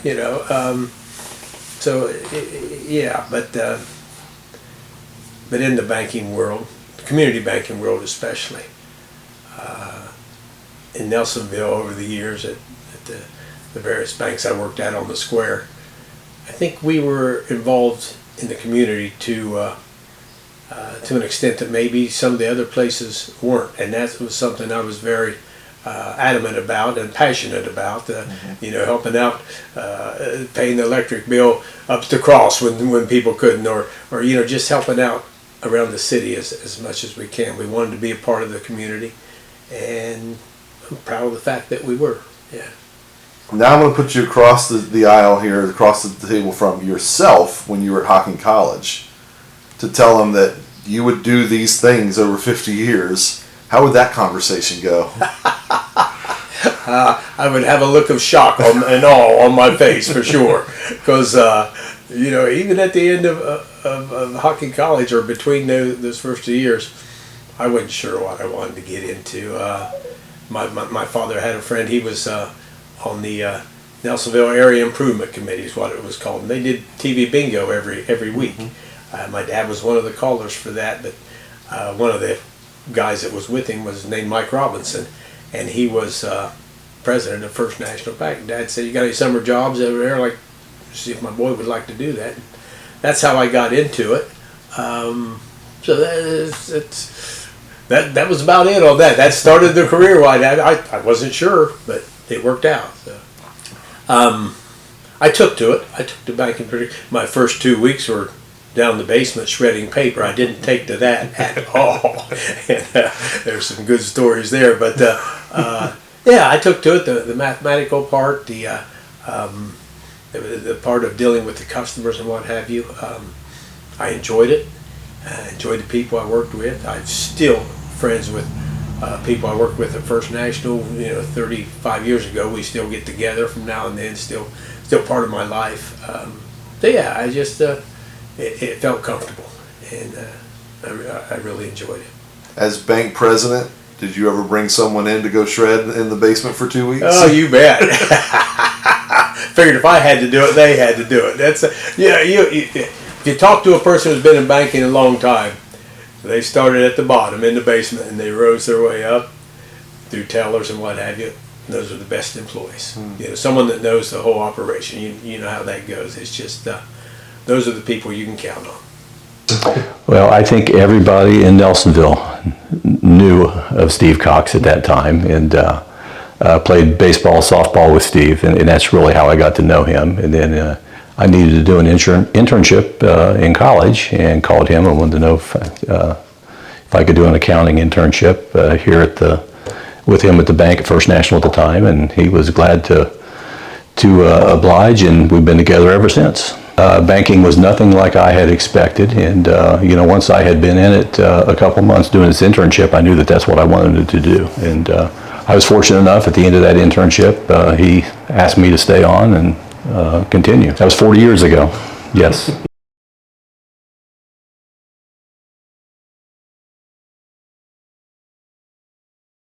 You were awarded the Roland Pierce Citizenship Award in 2013. What did that mean to you? And to get that award, because you've given that award. Yes, I had for many years. That was one of the finest awards I was ever given. And the fact was, I knew Roland Pierce, and I knew what he did for this town, what kind of guy he was. He never ever met a stranger. If you ever knew Roland Pierce, he was a mailman with a big personality, but he kind of was one of the founders of the Parade of the Hills. But Roland did a lot of work behind the scenes, and that was part of the deal with the Roland Pierce Award, that it's given to a person who maybe is not out front all the time and what have you. I ended up being out front a lot through I don't know what means, but that meant a lot to me because I knew what kind of guy Roland was. That's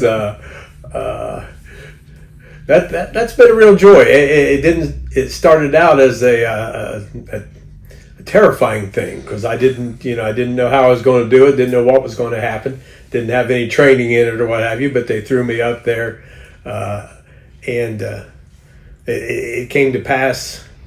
Sharon Gale, back when Sharon was part of the Parade of the Hills, and Kurt, her husband, they didn't have an MC. I think Jim Hall had been the MC the year before. You know who Jim Hall is, and he was not able to do it. So they asked me if I'd take over, and I did. Mr. Rogers, Bruce Rogers, had done the Little Queens, and they were moving out of town. So they asked me if I'd do double duty, and thought, what the heck, we'll give it a shot. And the rest is history. And I've enjoyed it. I've gotten comfortable with it. The Little Queens, such innocence, such joy, and just to see them up there in their little dresses and the fun they have and what have you. It's great. I have trouble. I have trouble with the ones that maybe don't get an award. I feel so sorry for those little girls. I wish everyone could get an award. Maybe it's time to just name them all queens, But I enjoy doing it. Enjoyed work with the people, and it's been fun. I took over for some great people. If you go back to the start of the Parade of the Hills, some great community leaders: Dick Hubbard, Bob Richards, Jim Hall, Bruce Rogers, just like I talked before in announcing football, it's hard to fill the shoes of Jack Simon. Well, it's hard to fill the shoes of those gentlemen too. They did such a great job, and I'm just proud to be part of that fraternity. Okay. I was not a public speaker growing up. I think I told you how I threw up before for a speech. I was not at all. But people say once you start doing it, you get more comfortable with it, more used to it. I still get a little nervous. We all do. You do the same thing. Yep. But now it's when I'm heading down to the Parade of the Hills to do my emceeing, I don't have to rack my brain on it for 3 hours beforehand and everything. I try to do my preparation, but I'm not as nervous as I used to be, put it that way. Coach, referee, announcer, scoreboard, clock. Mm-hmm. How? I have done it all at some point. I told, I think it was Vanda Wiseman was, when she was athletic director, she looked at me and said, "What haven't you done?" I said, I've just hung around forever, and whatever's needed done, I tried to give it a shot. It was Bob Richards, when he was principal over at the high school, came to me in the, I believe, mid 80s, early 90s. He and we played basketball together in the adult league. Bob Richards, one of the best basketball players to come out of Nelsonville. But as principal, he came and asked me, would you, we need a reserve basketball coach this year, would you take it over? And I said, "Bob, I was a wrestler. I don't know anything about basketball." He said, "Well, you get along good with kids and what have you. You'll do okay." And I thought, what the heck? The coaches always tell you, if you're a coach, you can coach anything. They say that's a bit of a stretch. That's a bit of a stretch. But I learned over the years. I had some great teachers, help me out with that, and had a great time coaching. Moved on when my children were born, when Kelly was born and what have you, to helping out around the scoreboards and all that stuff. So it's just when something happened that they needed someone, and my kids kept me at the school quite a bit, and kept me involved. But if something was needed, I would try that. When Jack Simon passed away, Coach Dave Boston Jr. came to me and asked me if I would do the PA. And I thought, man, we've got a great press box. Gary Edwards and Jim have built a great press box over there. It's warm, it's air conditioned. I thought, I'm at every game anyway, why not do this? So I started at, born in 1956, so I started at Nelsonville in 1963 probably. And in some way, shape, or form, since 1963, I've been involved at the Nelsonville York High School. Student, fan, coach, announcer, what have you, and hope it doesn't end. It's a joy to be. During basketball season, after I announce volleyball, Wayne Dickon and I, Wayne does the announcing for the boys, and I run the score clock. It just so happens when we got that score clock, it had some weird stuff. It had some sideboards where you had to put points and stuff out there, and for whatever reason, I was playing around with it for a couple of weeks and got to know it. So I thought, well, I wouldn't mind doing this. And Wayne's a great announcer, does a great job at it. And I thought, let me just sit here at this scoreboard and numbers be on quiet. Yeah, it's got numbers. That's right. And they're not always right when I put them up, but I can't mess up a name that way. Put it that way. I make it a point to try to announce, to try to go over teams' names before they come and what have you, and announced Hiking College football for many years. And those players come from all walks of the earth. And you've done their basketball. Yeah. There's some names that we might pronounce differently here in Southeast Ohio that you got to do your work, and you got to make sure you get it right. You don't want to shortchange the kids when they're out there, for sure. I never thought about that so much, but I think it entered my mind through listening to other announcers. One of my kids grew up in large part down at the Chillicothe VA Stadium. We went down and watched Paints games all the time. And one of our local gentlemen, Johnny Bob Wynn was his name, was their announcer. He had this smoky, deep voice. And I listened to Johnny Bob all the time. And some of his mannerisms, came to me and what have you, is Paints win. And I'm always, Buckeyes win. So yeah, it's just things you pick up. The things you say, first down Buckeyes, I first heard that and was very upset about it at a playoff game where our Buckeyes were playing at Amanda Clear Creek, and we were kind of getting throttled, getting beat. They would just power run up and down the field, and the announcer across the field every time Amanda would get there, first down aces, and so I'd probably upset people with that on the opposite side. I'm sure I have, but that I caught that from him. I don't know, at the end of my introductions and what have you, my phrase is it's game time. I don't know where it came from, but it just stuck with me. You hear this from so many announcers, and it just enters your head and what have you, and it becomes part of your lexicon. I'll never have all the catchphrases that Jack Simon had, but he was a legend. Yeah. I told Coach Boston Jr. when I did this, he said, "No, you can use some of the same things Jack did," and I said, I will never use Jack's words. Those were his, and I think that's the case with most announcers. You hear them and they've got a catchphrase and what have you. Lou Horvath is basketball 30 and what have you. I would never use something like that. It's just the rings of Saturn. Exactly. Some people have their own catchphrases, and they're theirs, and they that's what defines them. So I guess I've got a couple, but not as many as Jack Simon. Whoa, Nelly. And you're sitting there, you know who said it. Keith Jackson. I absolutely adored any game he was announcing or what have you. If it was Ohio State, if it was anybody, Keith Jackson was the pinnacle to me. He just had a homey, the down-home nature to him that he could call a game. And when something happened, Whoa Nelly was the one I liked to hear, My kids were getting into it. And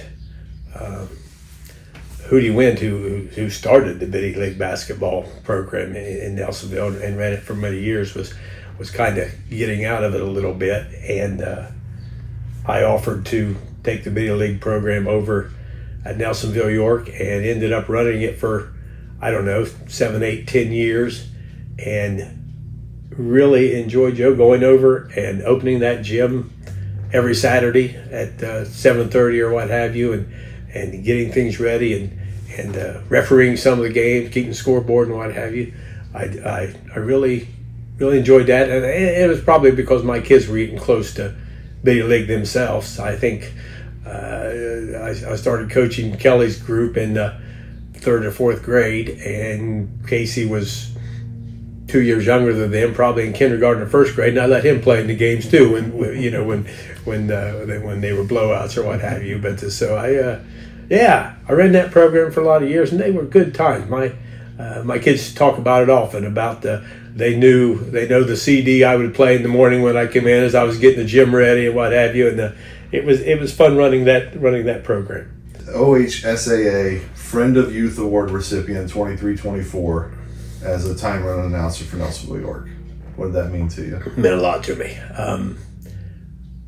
It meant a lot to me because of who was there with me. Jim McCumber was there with me. Got it at the same time. Jay Klein surprised both of us and called us out on the court, and I still get on him about that to this day. But the fact that I got to go out there with Jim, Jim's a few years younger than I am, 4 or 5 years, 2 or 3, 4, but kind of grew up in the same neighborhood, up on St. Charles Street, up in Bone Hollow, and we had a field there that we would play football and what have you in, and Jim was always part of our group and a good friend of mine, and boy, you'll never meet a more down to earth, humble, just friendly guy than Jim McCumber. And I was proud to receive that award with him for sure. The 2007 Person of the Year for the Nelsonville Chamber of Commerce. Yeah, that was a shocker to me also.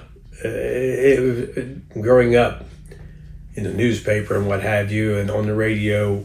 It was always great to hear the next day who that Person of the Year award was. It was always given during the Parade of the Hills and what have you. And it meant a lot to me that my community involvement was seen enough that they wanted to give me that award. But the night of it, to show you how blind I am to things, I guess. My daughter told me that she'd been asked to sing the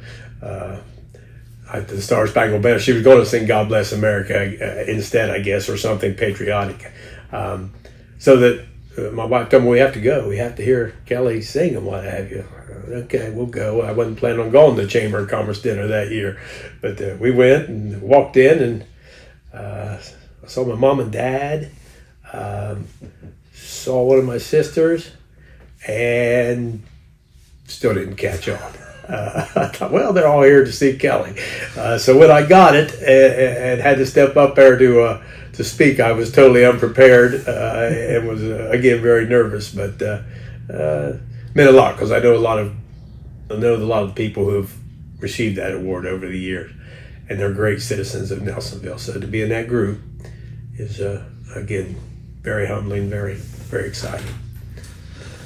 You've been Athens County Public Library's board member. Mm-hmm. Why is that important to you? Mm-hmm. That library system has been important to me since I was a kid. I knew where it was when I was a kid. It was on the public square right under the Opera House. Those used to be offices there, and the library was there. That's where I went there many times as a kid and read, so many books. I could I could get in the card index and I could find a book. It wasn't computers back then, but that was a good place to hang out and to learn to read and what have you. When they came to me and asked me to be on the board, I accepted immediately. Lauren Miller, one of our directors from years ago, fine lady, asked me to be on the board, and I enjoyed it. A lot of people don't know, but our library is actually sponsored. Our county library, Athens County Public Libraries, is actually sponsored by our school system. So our school board appoints the directors and what have you. And it's wonderful that in Athens County, with I believe 7 branches we have, Athens, Schoolville, the Plains, Nelsonville, the hub of the Athens County Library System is right over there in Nelsonville. And hope it always stays that way. We've got a great library, and I think it's as important to this town as anything else, still to this day. Nelsonville Community Foundation committee member. Mm-hmm. That's relatively new. I think that community fund was established 4 or 5 years ago with funds from the sale of the former Nelsonville High School on Fayette Street. You've got Dorothy Gettle, Betty Jo Parsley, Anita McDonald.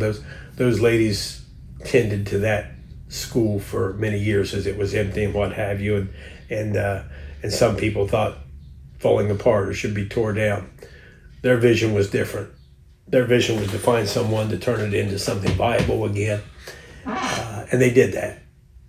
And the funds they got from the sale of that school were used to establish the Nelsonville Community Fund through the Foundation of Appalachian, Ohio, there on the square. So that, when it was at its inception, they asked me to be on that board, which awards grants to various entities throughout Nelsonville, New York City schools, and what have you, every year. That grant cycle's coming up here pretty quick. I think we'll be giving out awards again in September or October.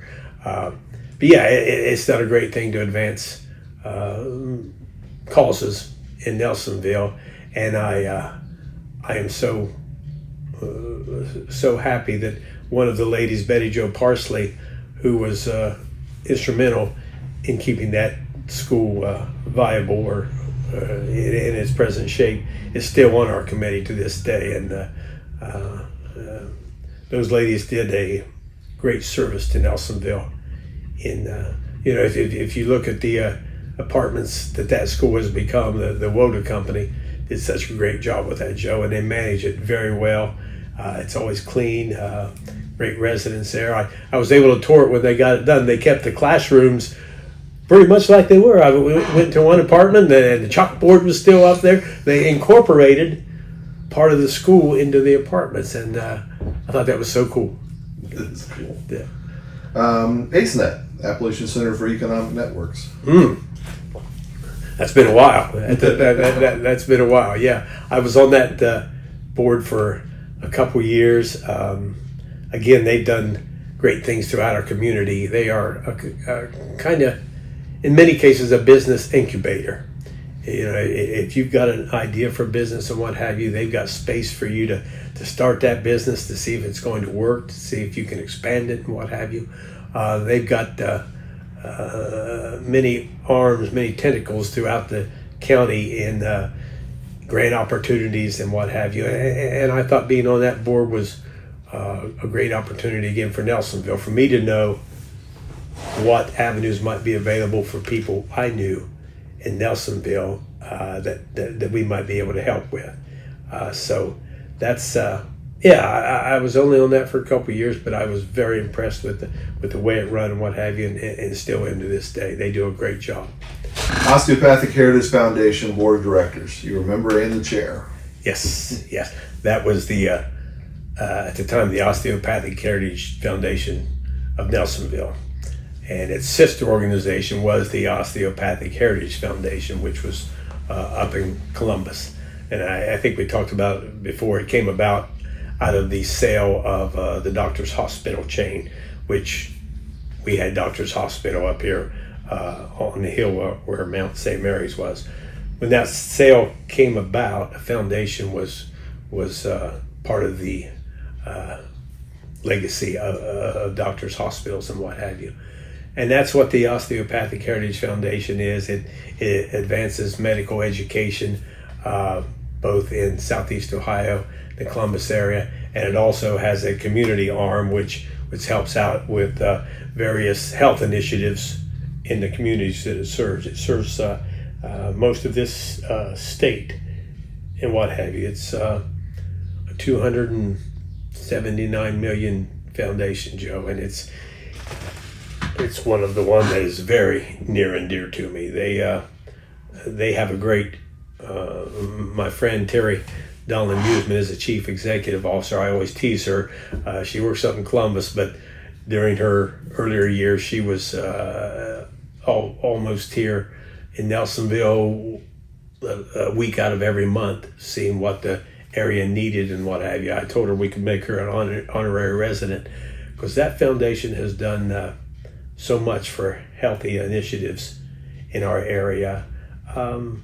The education program at Stewart's Opera House, we talked about your daughter being involved in Stewart's Opera House and what have you, and plays there. But by and large, the Osteopathic Heritage Foundation financed that whole project with a wonderful grant and what have you. They've been very active and recognized the history of the hospital in Nelsonville, Mount St. Mary, to doctors and what it meant to us. While they're based up in Columbus now, and of the whole organization, while I was chairman of the Nelsonville group, I'm vice chairman of the Columbus group. But boy, they are one of the best boards I sit on. I really enjoy it. In fact, we're having our annual meeting starting tomorrow. We're going to have a show at the Opera House, and then we'll adjourn on Friday to the Heritage Hall down in on Ohio University campus, which by and large we financed. Dublin campus of the osteopathic school at OU. We built a lot of that, so we instrumental in helping out the osteopathic medicine part of OU and what have you. So what we have in our annual meeting down there, and I always enjoy seeing the wonderful people on that board too. So that's very near and dear to me. Yes. Well, with that, you were board chair for Doctors Hospital, and then you were involved in boards for the Southeast Ohio Medical Advisory Committee. What was important for you to be on this medical side of the community aspect? I realized the importance of medical facilities in Nelsonville. One of the saddest days of my professional career was when our hospital closed. We could see the writing on the wall for years, and we maybe put Band-Aids on it year after year after year.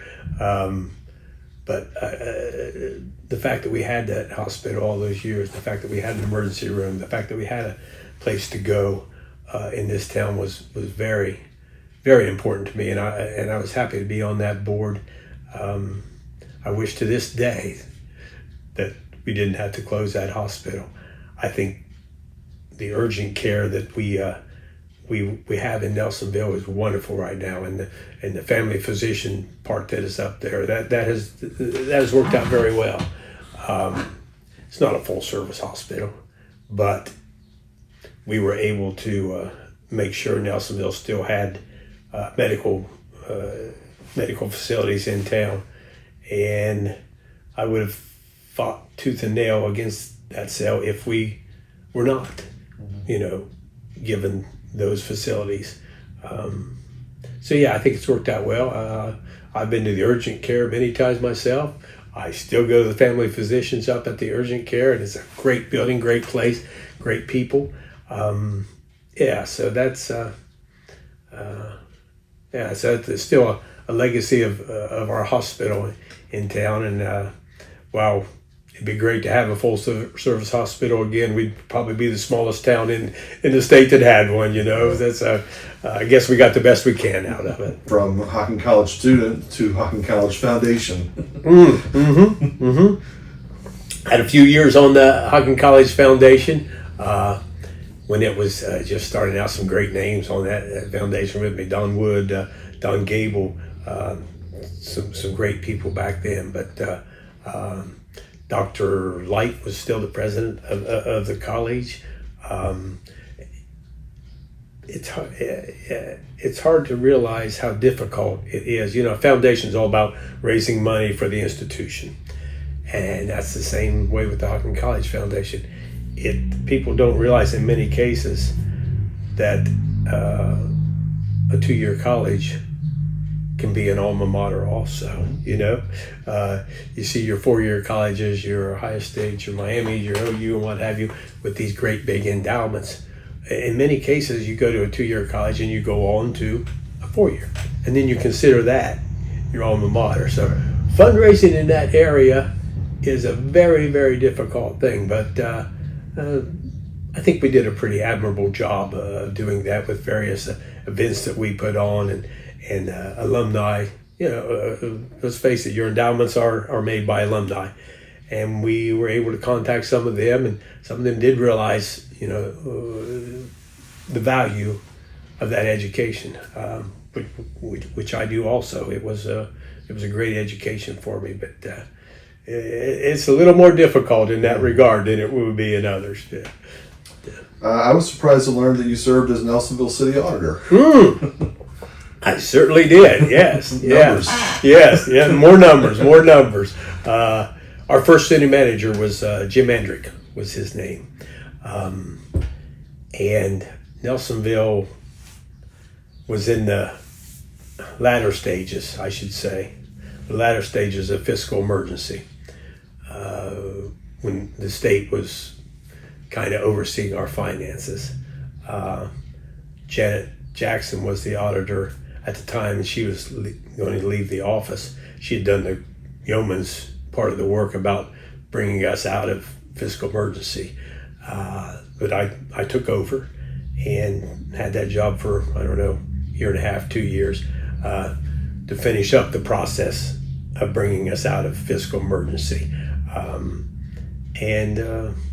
It was great to learn how city finances work. They're a lot different than bank finances, but the auditor is a very important job in our city hierarchy, and I found that out. And we've got Taylor Sappington's our auditor now. Has done a great job in advancing how that operation works over there and what have you. So those were valuable times to me. I learned a lot. Glad we're out of fiscal emergency, but and I hope we never have to go back there. So it does. It means a whole lot to me. The fact that we're sitting in this Baird office now, talking about a foundation that was started in 1976 by the gentleman you took a picture of on the wall, Mr. Baird Stewart, who loved Nelsonville and bequeathed money to it to help various causes throughout the city over the years. It's been fun over the years of my banking career. This office was here, but it wasn't used. It was very antiquated and what have you. Then about 2 or 3 years ago, as I started to wind down and wanted to make the Baird process more formal and have people meet here if they wanted a grant or what have you, we cleaned it up, made it a little bit better. You got Jane Harmony, Susie Wickman, and Judy Smith spent hours in this place cleaning it up and what have you, redoing the carpet and making it a viable office, which is a great place for me to come and do the work of the Baird Fund. It's just for Nelsonville now, I think it's very important that we have this fund. I'm so blessed that we do. We're able to help out with so many causes. I think I mentioned before, since 1976, we've donated over $6 million to various causes in this town. If you look around at the places that are that you've been to in Nelsonville, we probably had a hand in a lot of them, helping out with many of them, as many of them as we can. I want to keep doing that. I want to keep improving Nelsonville. I want to keep improving the Baird Fund. There's things we can do to find out how we can target better areas and be more aware. For many years, and much to this day, I've been involved in the community enough. Wib Warren has, Jane Harmony has, that with our ears we could tell what needed done and what have you, and target those. But as you get older, that kind of slips away from you. You don't have as many contacts. So we want to keep this going past us, and we're thrilled that it's. I think the Baird Fund started out. The bequeath was about $1.5 million, and right now it's about $5 million, and we give at least 5% of that out per year. So if you think about that, we're granting at least $250,000 out to various places throughout the year. And there's things we do from year to year. We help to pray the hills. We help various things around the area. But there's also things that crop up, that people will come to us and say, well, how about this? And we'll jump in on it if we can. Mr. Stewart, in his will, specified that, the money had to go to a nonprofit, 501(c) they're called through the IRS, and we donated to many of those over the years, and proud of the work that the Baird Brothers has done for our city. Very proud of that, and not from my legacy, but from the legacy of the people that started it and are still here. I think we could spend hours talking about the legacy for Baird Brothers Foundation, but how would you summarize, because it seems like it's just tied, it's almost synonymous with Nelsonville. For sure. Yeah. It is Nelsonville. We don't give money to the camp. The trust, the will specified that Nelsonville uses this money, an entity in Nelsonville. I can't go to Logan for a cause. I can't go to Athens for a cause, unless somehow it has ties. If I give money to the Red Cross, we know they do stuff in Nelsonville. But Mr. Stewart loved Nelsonville, and that's where his funds go to this day. That means everything. I've probably been the lay leader in our church, which for 30 years I've what's called a certified lay leader in the First United Methodist Church, which means I can go around to other churches and conduct services and what have you. Definitely short of a pastor in United Methodist Church, but I've been involved in that church again almost like school. My mom took me there probably when I was a couple months old, Joe, and I've always been a member of the First United Methodist Church of Nelsonville. And I saw over the years, the people that ran the church, that were involved in the church, that you look up to and what have you, and the various pastors that went through there and what have you. I've seen them all. And never once during my younger years or in my early 20s or what have you, thought that I would be that person. My main focus in church for many years was the choir. Loved to sing. Not very good at it, but loved to sing. And that I told people before, if you're not involved in a church, if you don't do something, it's easier not to come. Well, I was involved in that choir, and I loved to be there. Katie McCoy and Mary Jane McKinley, the two greatest ladies of music in Nelsonville history, were the directors of that choir, and they made it such a wonderful, wonderful place that I was there every week. And then all of a sudden, you're a little older, in your 30s or what have you, and people are asking you to do some stuff you never thought you'd do, to teach your Sunday school class or do this up front and what have you. And then all of a sudden you're the lay leader of the church. I don't know how it came about, but here I am 30 some years later, and comfortable in that job. Even in times when I talked about it before, when I was walking on the wrong road, I have never ever doubted the fact that my God is there and that Jesus is there, and never ever doubted that fact, even if I was walking away from Him. But they brought me back all those times, kept me where I'm at the church, and it's very, very, very important to me. That's probably number one right there. So.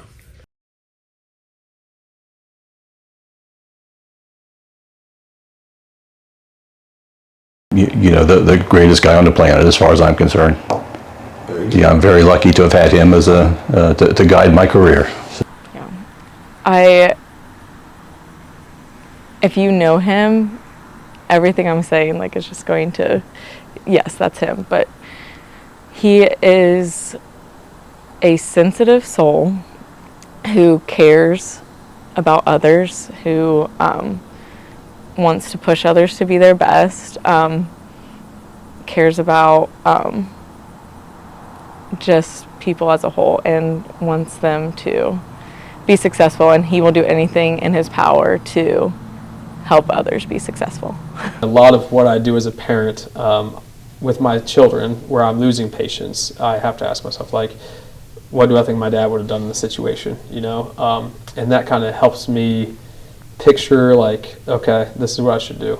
And a lot of times I don't live up to that image, and I know that's just an image. I know my dad wasn't the perfect parent, I know he made mistakes, probably lost his temper with me a couple of times, but I don't remember any of that, and that's a good reminder for me, knowing that as a parent, my dad messed up, and he's told me this plenty of times now. When I messed up with my son, he's like, "Oh, you think that was bad? You should see what I did with you when you were younger," So that is really helpful for me to know that he admits to making those mistakes, but 9 times out of 10, his focus was on patience and love for me, and that's all I remember now. So that's the best thing that I can think of when I think of my dad, is just that impact he's left on me. Is when I think about him, I think about the man I'm happy with becoming is because of what he's done for me, and any mistakes I make in shaping my children's lives, as long as I do it from a place of love and patience as much as I can, that's what they'll remember. Once you meet him, and he's just a friend for life. He can always be counted on. Through our whole dating, I just knew that even if we broke up, even if I married someone else, I could always depend on Steve to be there for me, and he would be, and he still is. But I knew that of him, and I've never trusted someone wholly like that ever in my life, and I don't know if I'll find anyone else to trust like that. But immediately, it was just, you just know, and it's kind of like I could feel in his soul, right? You have people like that, you just know that Jesus lives there, and I knew that in him. He is so pleasant, and he doesn't get mad, and he doesn't get upset about things. I have to almost force him to tell me what he would like to do, or what what is upsetting you? What would you like me to do different? I really can't get that. I have to pull it out of him. He's so easygoing. Unlike myself, because I'm always saying, oh, well, let's do this, or I like it this way, and it's harder for him, and it's not necessary for him to have his way, or he's always listening. He's very observant. He knows me better than I know myself because he's so observant. Yeah. Once again, once you meet him, you know that you have a friend for life, and he will always be there for you. So he's a solid presence, and he's my rock, and I think he's a rock for a lot of people. He's very humble about it, and there's many things that he does that I don't know about until someone tells me about it, and they're like, why don't you know this? Because he doesn't talk about those things. I need you to tell me these things. When I think about Steve's legacy, I think about that he doesn't really have a bucket list. He thinks about how I want to be remembered when I'm gone, and that's how he lives his life. How will I be remembered? How will I be, what is my impact? Rather than where do I want to go, what do I want to do for myself? He's selfless, and he thinks about that. I think that will be his legacy. He will be remembered well for being selfless. I do. I get to the point at my age, I guess, in my 60s now, where, and I think everybody in their life does that, where they start to look back about the people they knew on the square and what have you. And this has given me a chance to think back about some of the people who brought me along, who helped me out in my career, who helped me out in my life and what have you, who touched me at my church and what have you. So it's been a pleasant experience for me, and I've been able to go back and think of some names that you don't always think about, but once you do, it brings them back to life, and you remember what impact they had on your life, and that's what this has done for me, and I certainly appreciate it.